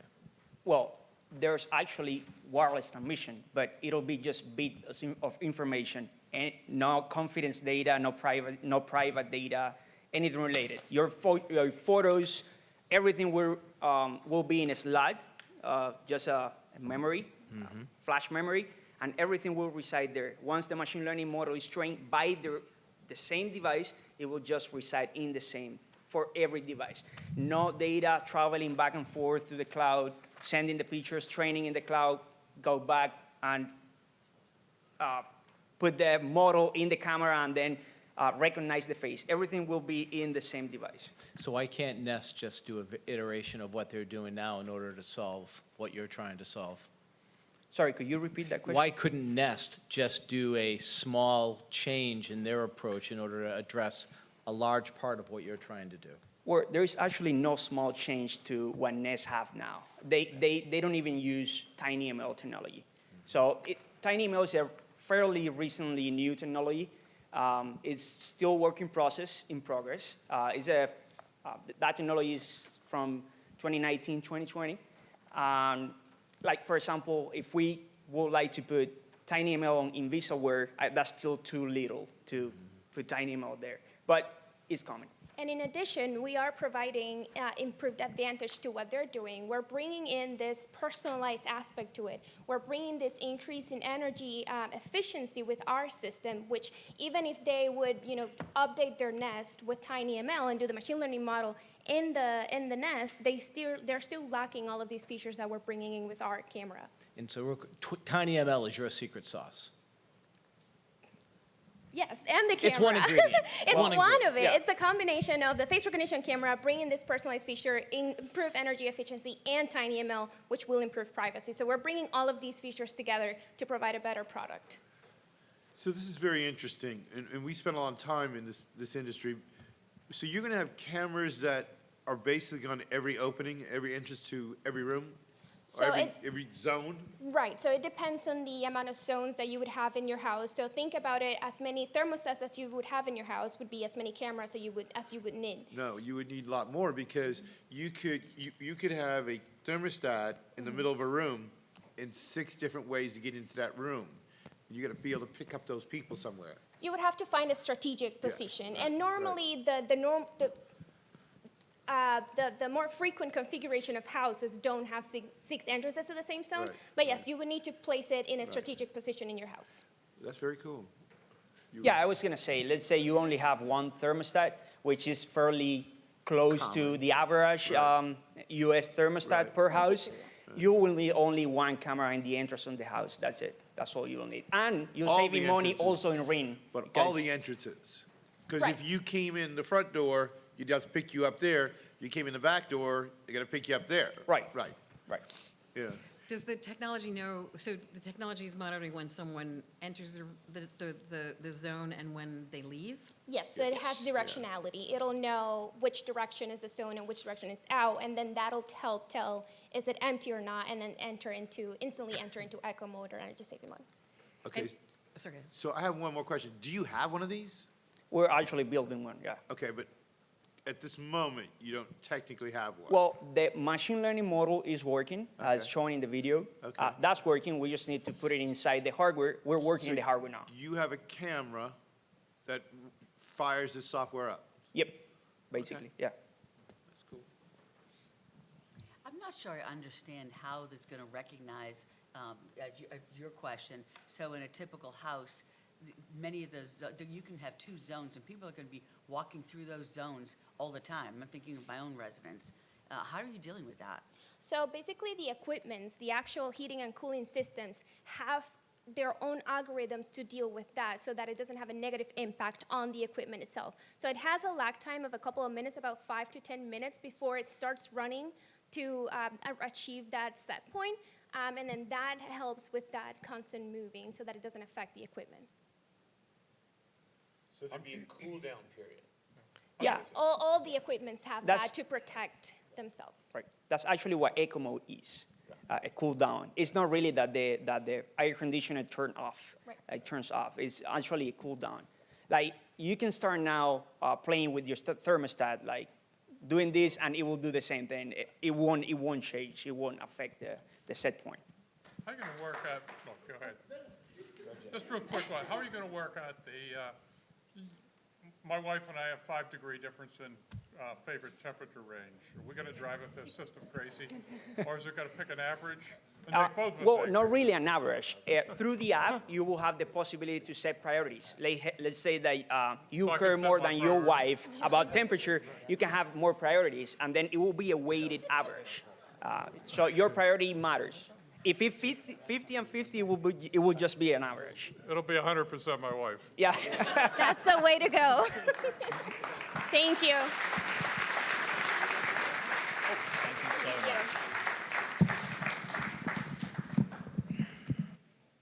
Thank you very much. That entire Q&A just kind of made me think I wish I had a house with zones. Kind of lucky to me. I count mine in kind of a rooms concept, so, you know, maybe in the future. So anyway, our next team is the UMass Lowell Japanese Student Association, which is led by Mina Lam from the business school.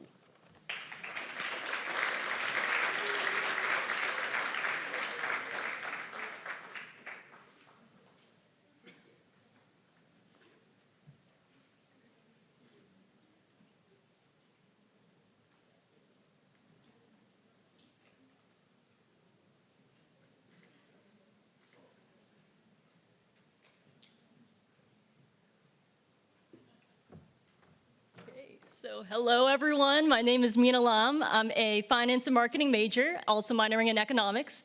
And I am the founder and president of UMass Lowell Japanese Student Association, also known as UMLJSA, or JSA for short. Okay, so for the problem. So before JSA was created, there wasn't an organization that was focused on Japanese culture. There was an anime club, but it was only focused on just anime. Mostly a lot of students might know Japanese culture just from anime itself, but there's so much more. There's food, there's culture.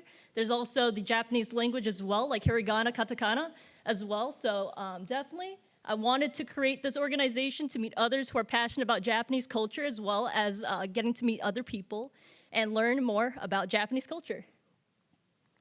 And so for the target market opportunity, here at UMass Lowell, there's less than 10% of the population is Asian, and even less than that would be Japanese students.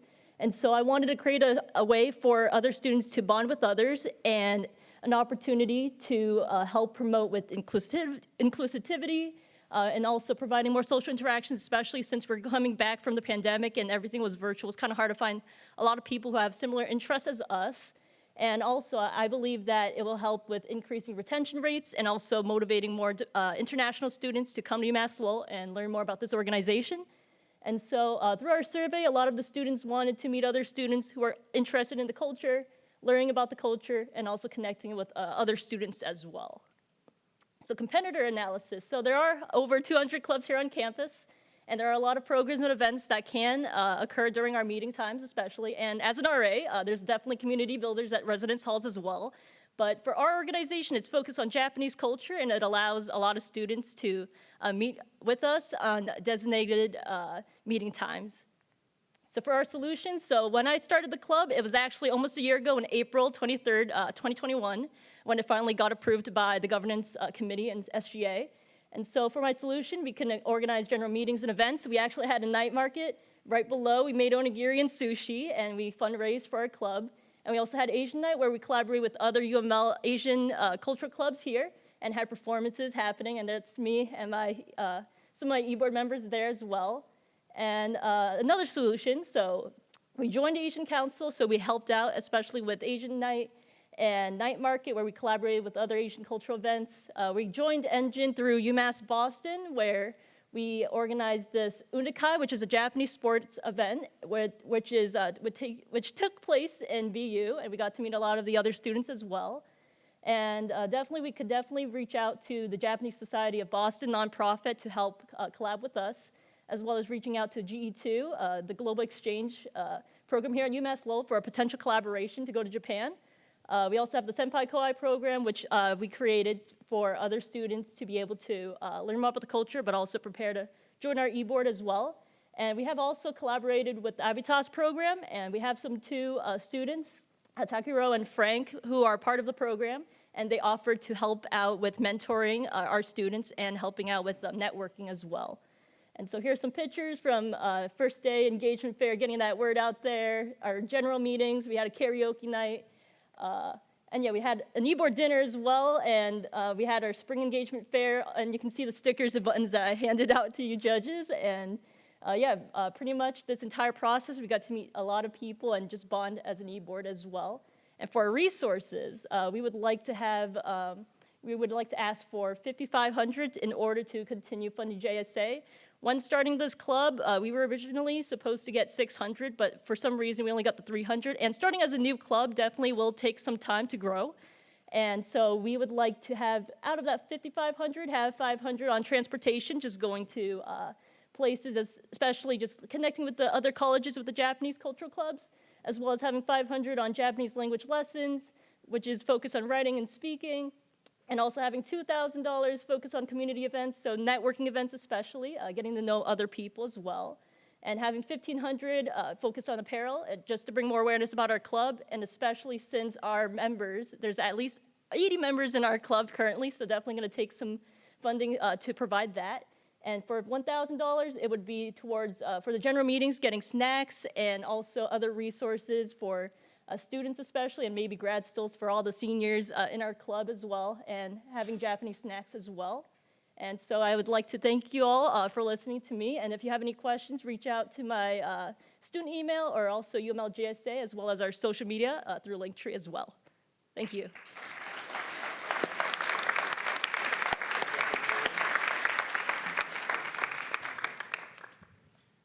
Samina, that's fantastic. Thank So I think the idea of creating, greater community, but improving cultural awareness, cultural understanding from people that are not part of the community is absolutely critical. This is a multicultural campus, and that's fantastic. Thank you.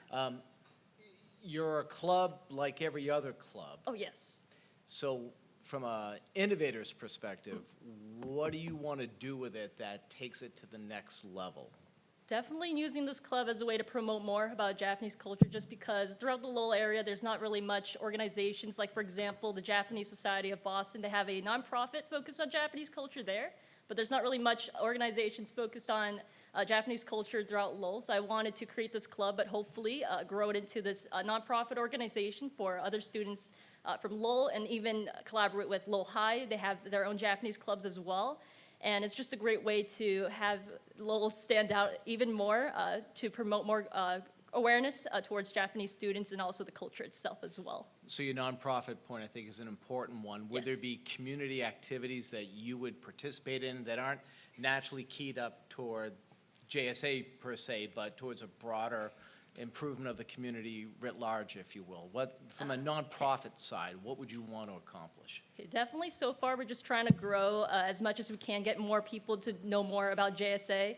and then create an organization from that's focused more on the local community, as well as trying to have it all towards the New England area if possible, just so we can promote more about Japanese culture, but there's not many organizations that's focused on Japanese culture, just researching. There's one in Boston, there's some in other states as well, but it's definitely great to keep growing and increasing more of these opportunities for students to learn more about the culture.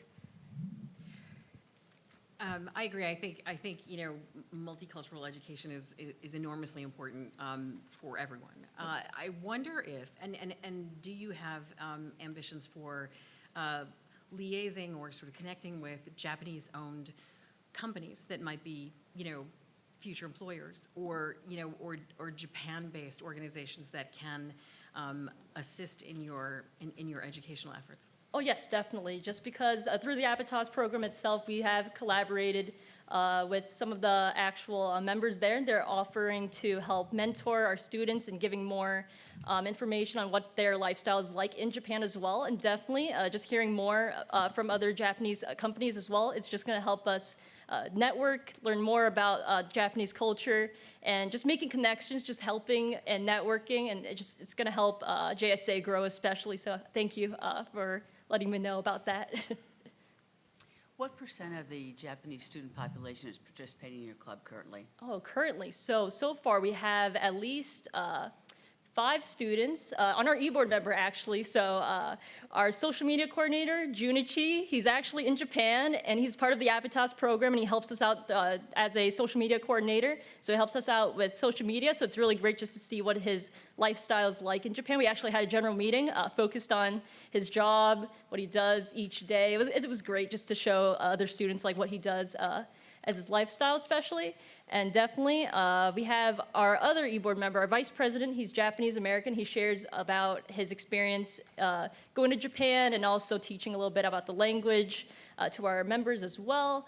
And our graphic designer, she's half British and half Japanese, so it was great just to see more students who are Japanese or also wants to learn more about the culture itself. But definitely we want to get the word out there just to increase more awareness and have more Japanese students especially to know more about this organization and meet others. So what percent of the population are currently participating? I think you said you had 80 students in your Oh group? yes, 80, and so Out of- 5. I would say 5 are Japanese currently. No, of the total population, you have. Oh, How many students are there, and you've got 80 currently participating? Yes.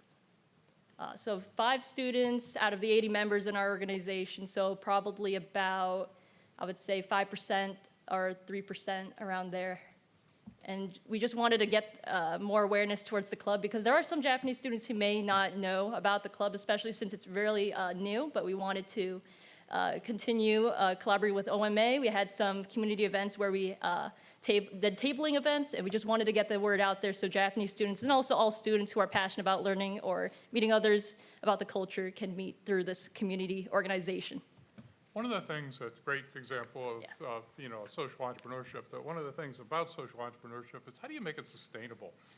And, so I understand the request for funding here, but, the next question is, what is your plan for making this sustainable to go on and on as social media, the social entrepreneurship you really want to do? And disclosure, I was on the Japan Society of Boston for 10 years. So, Yes. really a believer in what you're doing. Thank you. So definitely through networking events, I believe that through communicating with other students or other people who are passionate or learning about Japanese culture, it'll definitely get the word out there, more awareness especially. And I believe that through fundraising itself as well, through like, for example, what we did with Night Market, it's gonna get more students to be more engaged, join our e-board, tell other people, and we have a social media account where a lot of the other clubs as well shared, but we would like to collaborate with other local businesses, especially there could be some businesses focused on Japanese food or also like Japanese language lessons, so we definitely would like to collaborate with them and we can hopefully get some funding from them as we continue these connections and collaborate. Thank you.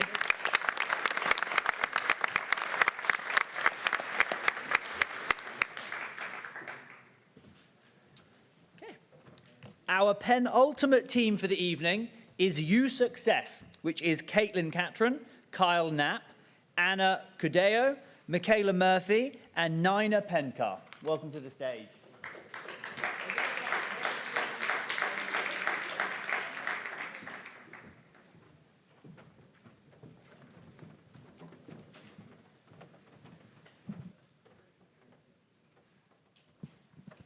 Hello, everyone. We are Youth Success. One of the biggest takeaways from college has been debt. And according to Forbes, there are 45 million student loan borrowers who collectively owe 1.7 trillion in loans. Having loans makes it extremely difficult to achieve your financial goals, such as owning a home, investing, or even starting a family. Yet, there's a severe lack of resources available to college students on loan management and personal finances. Now, here's to Caitlin. Thank you, Michaela. So we did a survey surveying over 120 UML students here. We offered pizza and everyone came out and had a good time. We saw that over half of the students have no idea where to start when it comes to paying off their loans.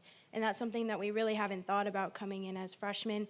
We're like, oh, it's 4 years away, we don't have to worry about it. Then it sneaks up on us. So, and also 48% of our students felt like the university could have done more as far as teaching them about personal finances and how to make better financial decisions. So in the United States, there's about 2.9 million new college students and also about 5,300 colleges and universities. Also, there's a lot of information and a lot of resources out there, but the problem is that students have to go out of their way to look for the information, and sometimes they don't know if the information that they're using is reliable or is even helping them. So what is Youth Success? Youth Success is a curriculum that focuses on 3 main ideas: personal finances, decision-making, and future planning. So once students are able to go through our course, hopefully they will have a better understanding of how to use their money. So this financial education will help them throughout their college experience and hopefully beyond college as well. One aspect that sets our curriculum apart is our decision tree. The decision tree will allow students to input their monthly reoccurring expenses such as rent, utilities, and groceries in order to see where they're spending. Okay, sorry. So another thing they can put in is their financial goals, such as paying off their student loans and saving up for a car or a house. On our next slide, we can see we have 2 students. We have student A and student B. Student A makes his coffee at home and makes his lunch at home, while student B is buying lunch and buying coffee every day. Although these don't seem like big purchases, you can see that over the course of a year, by student A making their coffee at home and making their lunch at home, is saving over $6,000. And so my teammate have told you why we want to do this and what we're planning to do. But as for how we want to do it, we want to offer this as a 2-hour course on orientation. As mentioned before in our survey, a lot of students were seniors, and a lot of them wish that they were aware of what was to come when they started school. And so with orientation being required by all freshmen, we thought it would be a good way to give them a heads up on what to expect throughout their 4 years of college, so that when they graduate, they have a better understanding of how to start paying off a loan or how to start planning to pay a house or buy their favorite car or whatever else that may come in the future. And so we want to have about $2,000. We want to create a curriculum for that 2-hour course. But then after those 2-hour course, there will be a resource available for students at the Student Life and Wellbeing, which is directed by Ruben here on campus, for students to have a place to go to once they need that. So that's why school year they can get advices such as how to pay off student loans when they graduate. But we also want to create our website, which will come with the decision tree, which will also be getting help from Ryan, who works at Lower 5, to help us create that appropriate curriculum that can help students not only on their day-to-day basis, but also once they graduate so that they can keep using it after for their lives and so forth. So thank you for listening, and now I will pass to Nina to answer any other questions. we go.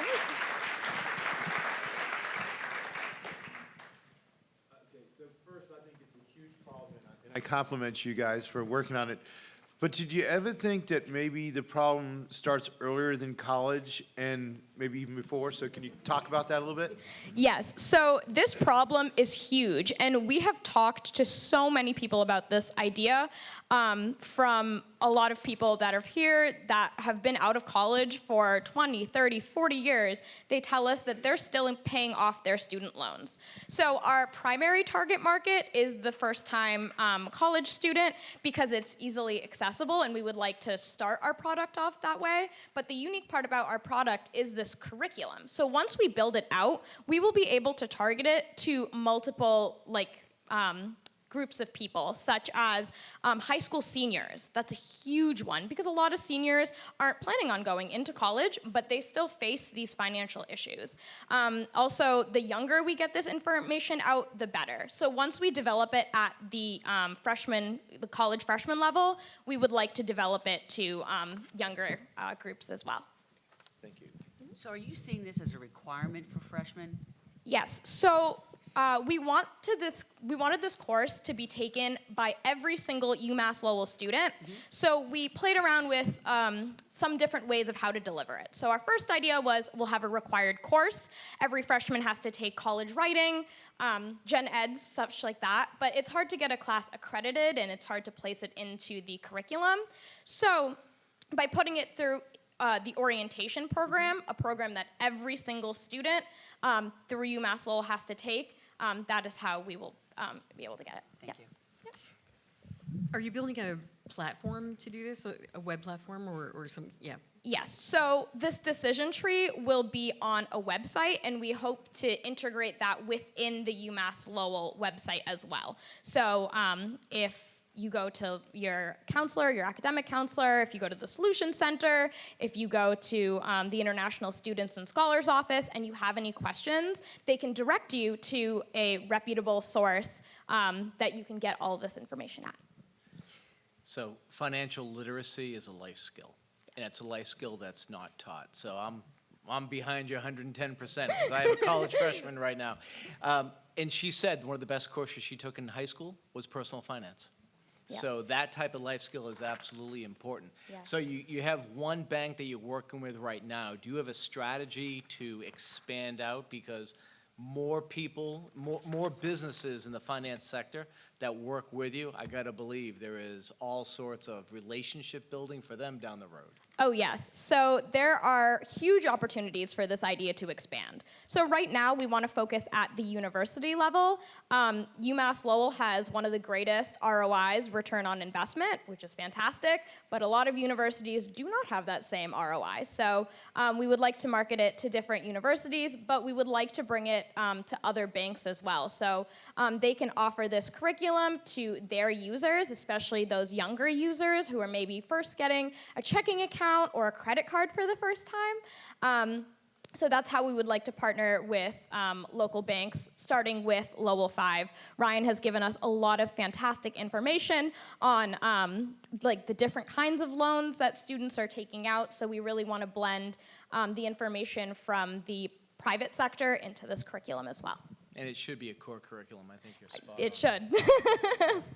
I don't know that you've done any research on this, but there are certain states, I live in Florida, where this just became a mandatory course in high school. So you might want to see what they're doing too. Yes, Yeah. for sure. In Massachusetts, that is unfortunately not the case. Hopefully this literacy is provided, but for the time being, not so much. And the needs of college students is a little bit different as well. Is your ambition to ultimately potentially turn this into an app that you would market commercially in a broader sense? Yes, down the road. First, we would like to, create this website, but an app is more intuitive for students to use, so we would like to do that, but our main focus is the curriculum. The information is coming from a lot of reputable sources, from fellow students like us, from industry experts, as well as the information from professors here on campus.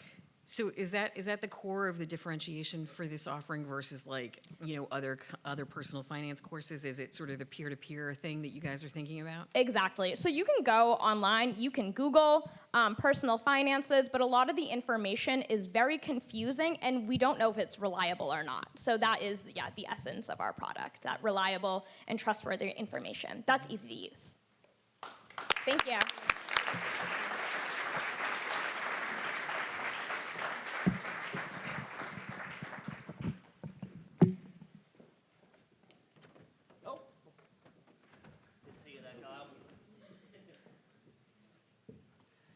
Thank you very much. And if there is an adult version, I'll be signing up for that one. Thank you. No, everyone, thank you so much. We are 9 pitches in. We are coming to our last pitch of the evening. And thank you for maintaining the energy, judges, the questioning all throughout. But we are now at the last presentation of the evening, and it is an immense pleasure to have Vital Sensing Patch as our last presentation. This is led by Thang Do and Karis Kum and Win Wiggins from the Entrepreneurship Department. So welcome to the stage.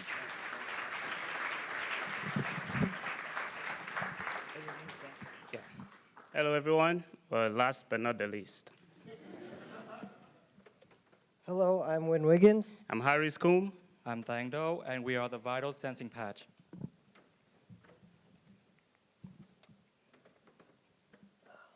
Elderly and low-income patients have a hard time tracking their health well away from the hospital. Up on the screen are 5 contributing factors to our problem. There also is a personal motivation for this project.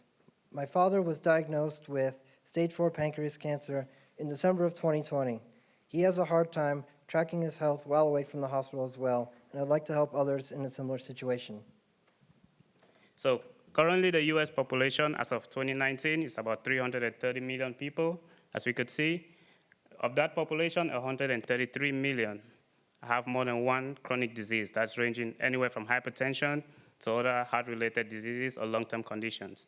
In this demographic, there's over 77 million of them who are aged over 60, and it's also worth noting that for those aged 65 and above, there's about 33 million of them who live in poverty. The current market landscapes for monitoring devices and monitoring health, like the blood pressure monitors and home health, are expected to double in market value by the year 2028, while the telehealth market, thanks in no way to COVID, is expected to triple in value by the year of 2028. Current products in the market offer monitoring services at very high cost, while also having certain limitations. As you could see at the top, we have our brother, the Apple Watch, who was mentioned earlier, trading at almost $400 with the inability to even record blood pressure in it. And we have other uses like Sotera. It's a monitoring device that's only used in the hospitals in healthcare settings. And at this point, they're yet to be FDA approved, and they're pitching at a price of $350. They do not sell to the consumers, they only sell towards doctors' offices. We also have products like Withings and Omron, which are quite common, are used in recording blood pressure and all that, but they only go with about 2 vitals, and you cannot directly send the vitals or that information to your doctor's office. So it's really devastating to see that how the healthcare system is failing us, especially the marginalized group. Perceiving that opportunity and the increasing untapped market, we'd love to introduce to you our solutions, our product, the Vital Sensing Patch. This little compact device that we are developing is going to solve a problem. It resembles a modern-day blood pressure cuff that is integrated with all of the non-invasive state-of-the-art sensory technology that can accurately measure most of human basic vitals. So with this little device, our user can stay at home enjoying that homey vibe and relax and can easily take all the most basic vitals, including the heart rate, heart rhythm, blood pressure, oxygen saturation, and respirations in about a minute. All the data collected from this device is wirelessly transmitted and stored on a cloud-based storage, easily accessed everywhere through a mobile device connected to the internet, and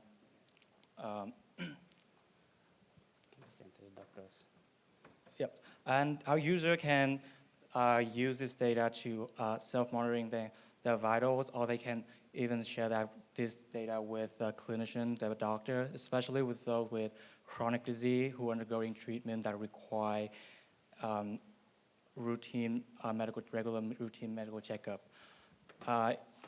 Our system also features with algorithms that help recognize and detect and alert any abnormal vital sign, allow for early diagnosis and preventions of many diseases. Our resource needs include a total of $5,000, $1,500 for the LLC incorporation, $500 for administrative subscriptions, $1,500 for the prototyping, and $1,500 for early legal documents. We also have 2 human resource needs, a computer science student to help with the app and the sharing of the data, and then a marketing student to be a second point of contact and help with extra market research. Thank you all for listening. At this point, if we have any questions from the judges, we'll be taking them right.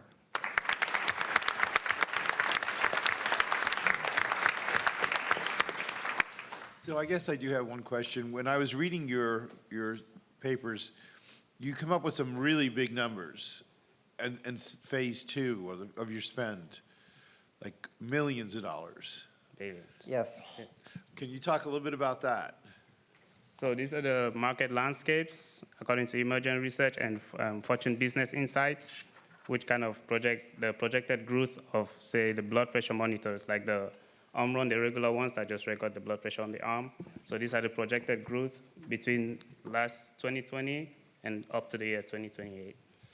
So do you envision people just walking around with, chronically ill people walking around with this thing on them full time? Maybe in the future when we have that technology, yes. But at the moment, no. If you notice, the name says vital sensing patch. Right. So initially, we wanted to just do a patch. They could have it there and it records the vitals. But while doing research, we found that the technology for measuring blood pressure they have to compress the arm to stop the blood from going through, Right. and then record as it goes through. So we cannot do that with a patch. So at the moment, they just have a regular, like a blood pressure cuff with like a respiration, heart rate sensor in it to record those vitals. So they could record it once a day, maybe, say, 30 days a month, and the doctor is able to get that Okay, so information. this wouldn't be monitoring you all day. It would just be, you would put it on at 2 o'clock in the afternoon and then take your vitals, send it off to your doctor, and that would be how that works. It wouldn't- Yes. In the other case we were watching earlier, it was about emergencies. This isn't about that. No, this is like at home remote or like home care agencies with home health aides, maybe. I got it. Yes. You had mentioned that a large sector of the population that you're targeting is at poverty level. How are they going to get the device?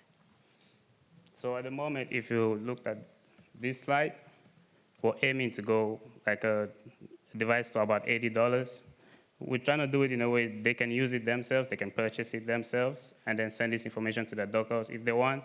But for the IP filing, we're trying to see if we could involve like an insurance code in it, so for those who want to use the doctors to purchase it, they get like the reimbursement from the insurance to do that. Now, in your proposal, you're using a fair amount of the early resource to create an LLC. Are you ready for an LLC? I mean, or do you really need to do the prototype and, kind of get this more established before you try to do that? And if you did an LLC, is your plan to actually go into the retail business, manufacturing and distributing these?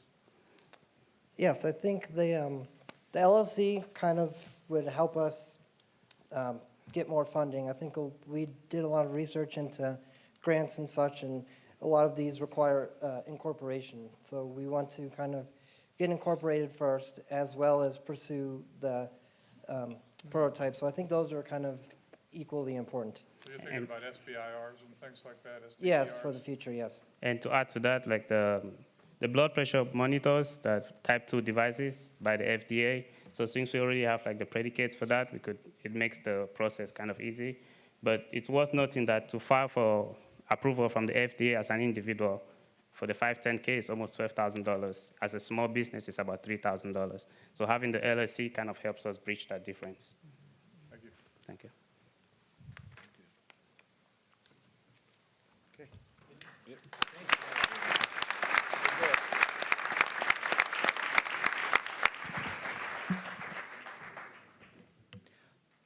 right, thank you, everybody. Well, we have come to the end of the pitching session, which brings us to the judges' deliberation.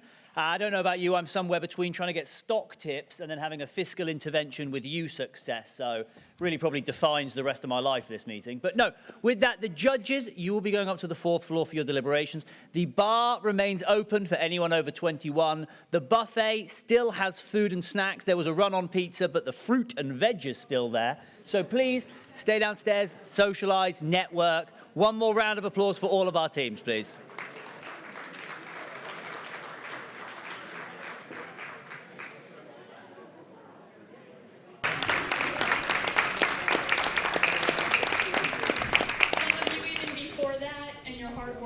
has really shown.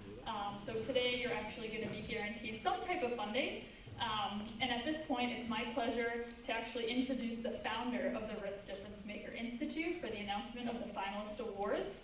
So Brian Rist, he's a 1977 graduate from the Manning School of Business. As you know, he's an entrepreneur, the founder and former owner of the Florida-based Storm Smart Industries. So after seeing the devastating damage from Hurricane Andrew in 1992, just like you all with problem solving and coming up with solutions, he sought solutions to help people protect their homes in this severe weather. So he founded StormSmart in 1996 and has guided its growth to become the largest manufacturer and installer of hurricane protection products in the country. His success was rooted in his commitment to customer service, product development, and sustainability. Because of his success, Brian and Kim have now sold StormSmart and are focusing on their philanthropic efforts of their family foundation. So he's a perfect example of a difference maker, an innovator who really works to make the world a better and safer place for everyone. Both Brian and Kim have been great champions of Difference Maker, and they have established the Risk Difference Maker Institute with a very generous gift. So thank you, Brian and Kim. So please join me in welcoming Brian Rist.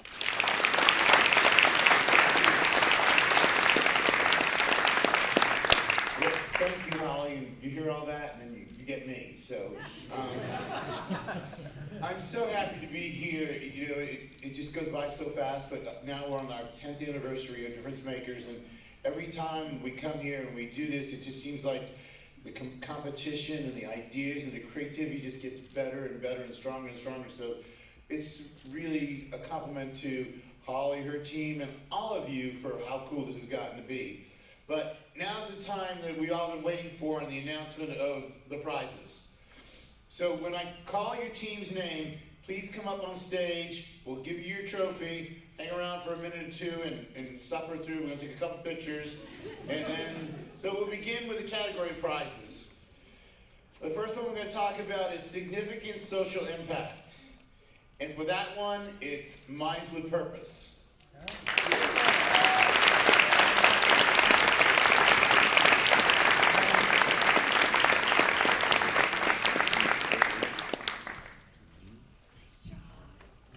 Great job. Good job.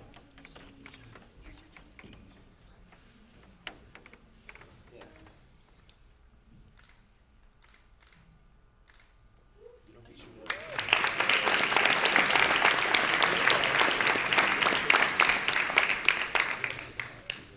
The next one is contribution to a healthier lifestyle. And that one is peak performance.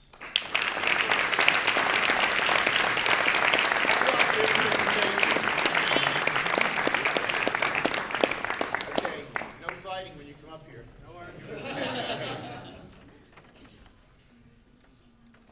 Great job. Great job. You guys get in the middle, we'll be on the two ends. Okay.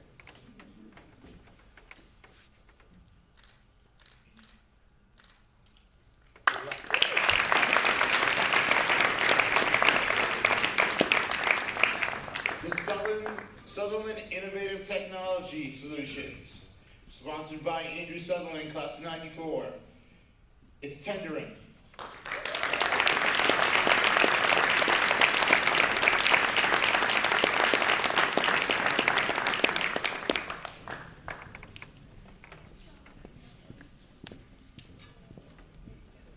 Good job.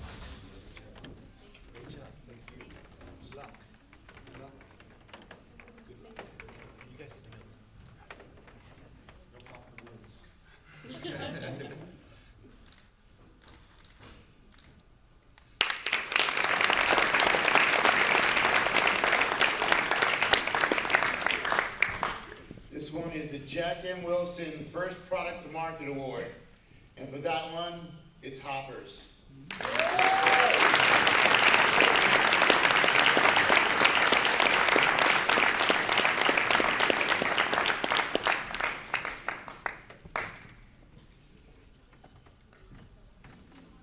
Great job.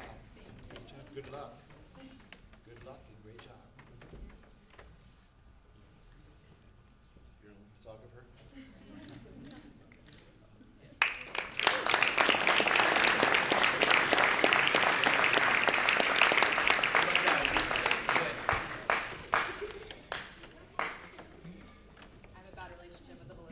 So I guess this one I'd have to say is my favorite. It's the RISC campus-wide difference maker, and it's the largest grant we're going to give tonight. Is to Amara.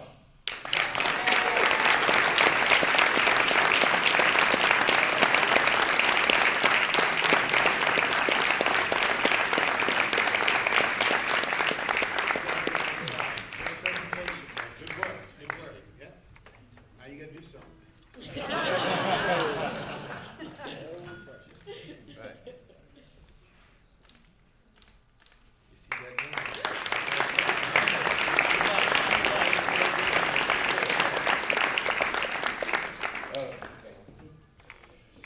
Here's another one.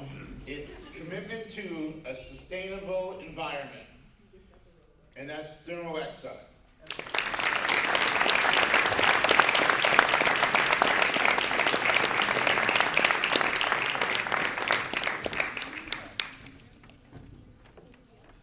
Cool idea. Yeah, great idea. Good work.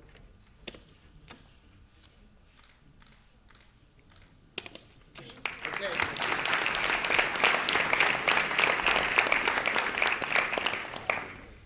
Okay, then we have two more sets of awards. But we'll bring all these people up at the same time. It's under the honorable mentions. It's Vital Sensing Patch, Stock to Me, Japanese Club, and Youth Success.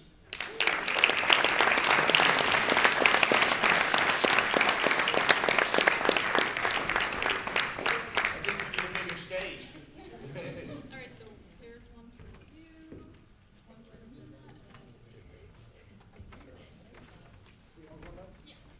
Come on, we all like each other.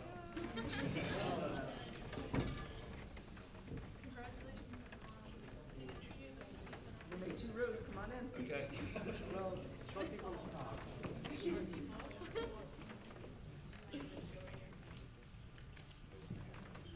I'm not tall. Brian, you disappeared. Okay. I thought I'd been in enough pictures.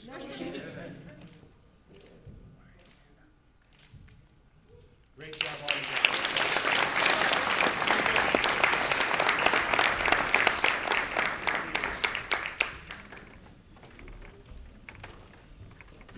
Okay, one last award and then we're done.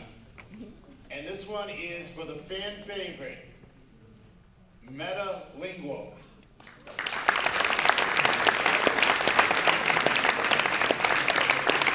So you guys got your back there.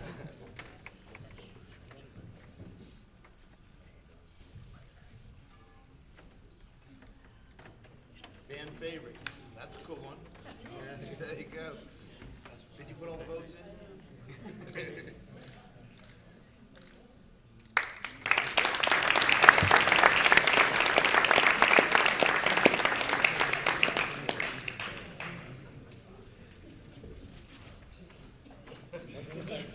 Can we have one more round of applause for all of our teams today?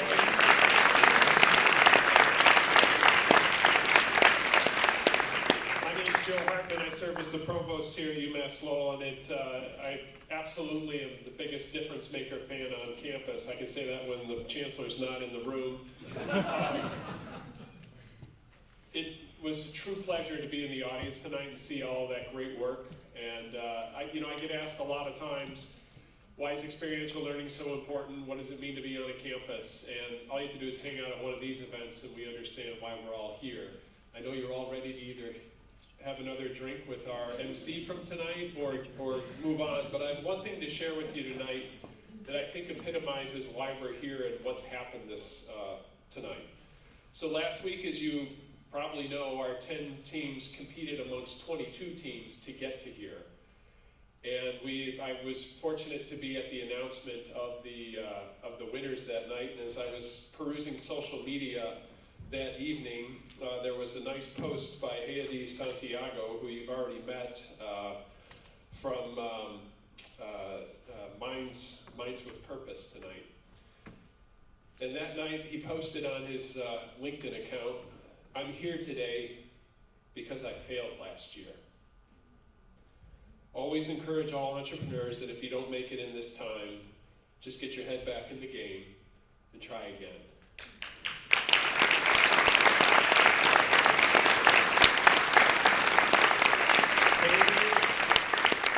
Good luck to you. Thanks for persevering. I can't think of a better message for all of us tonight. Thank you, judges. Thank you, sponsors. Holly, thanks for everything you do. Neil, thanks for tonight. Thanks for the fun. Have a great evening. Good luck to all of you. Make great things happen. Good night.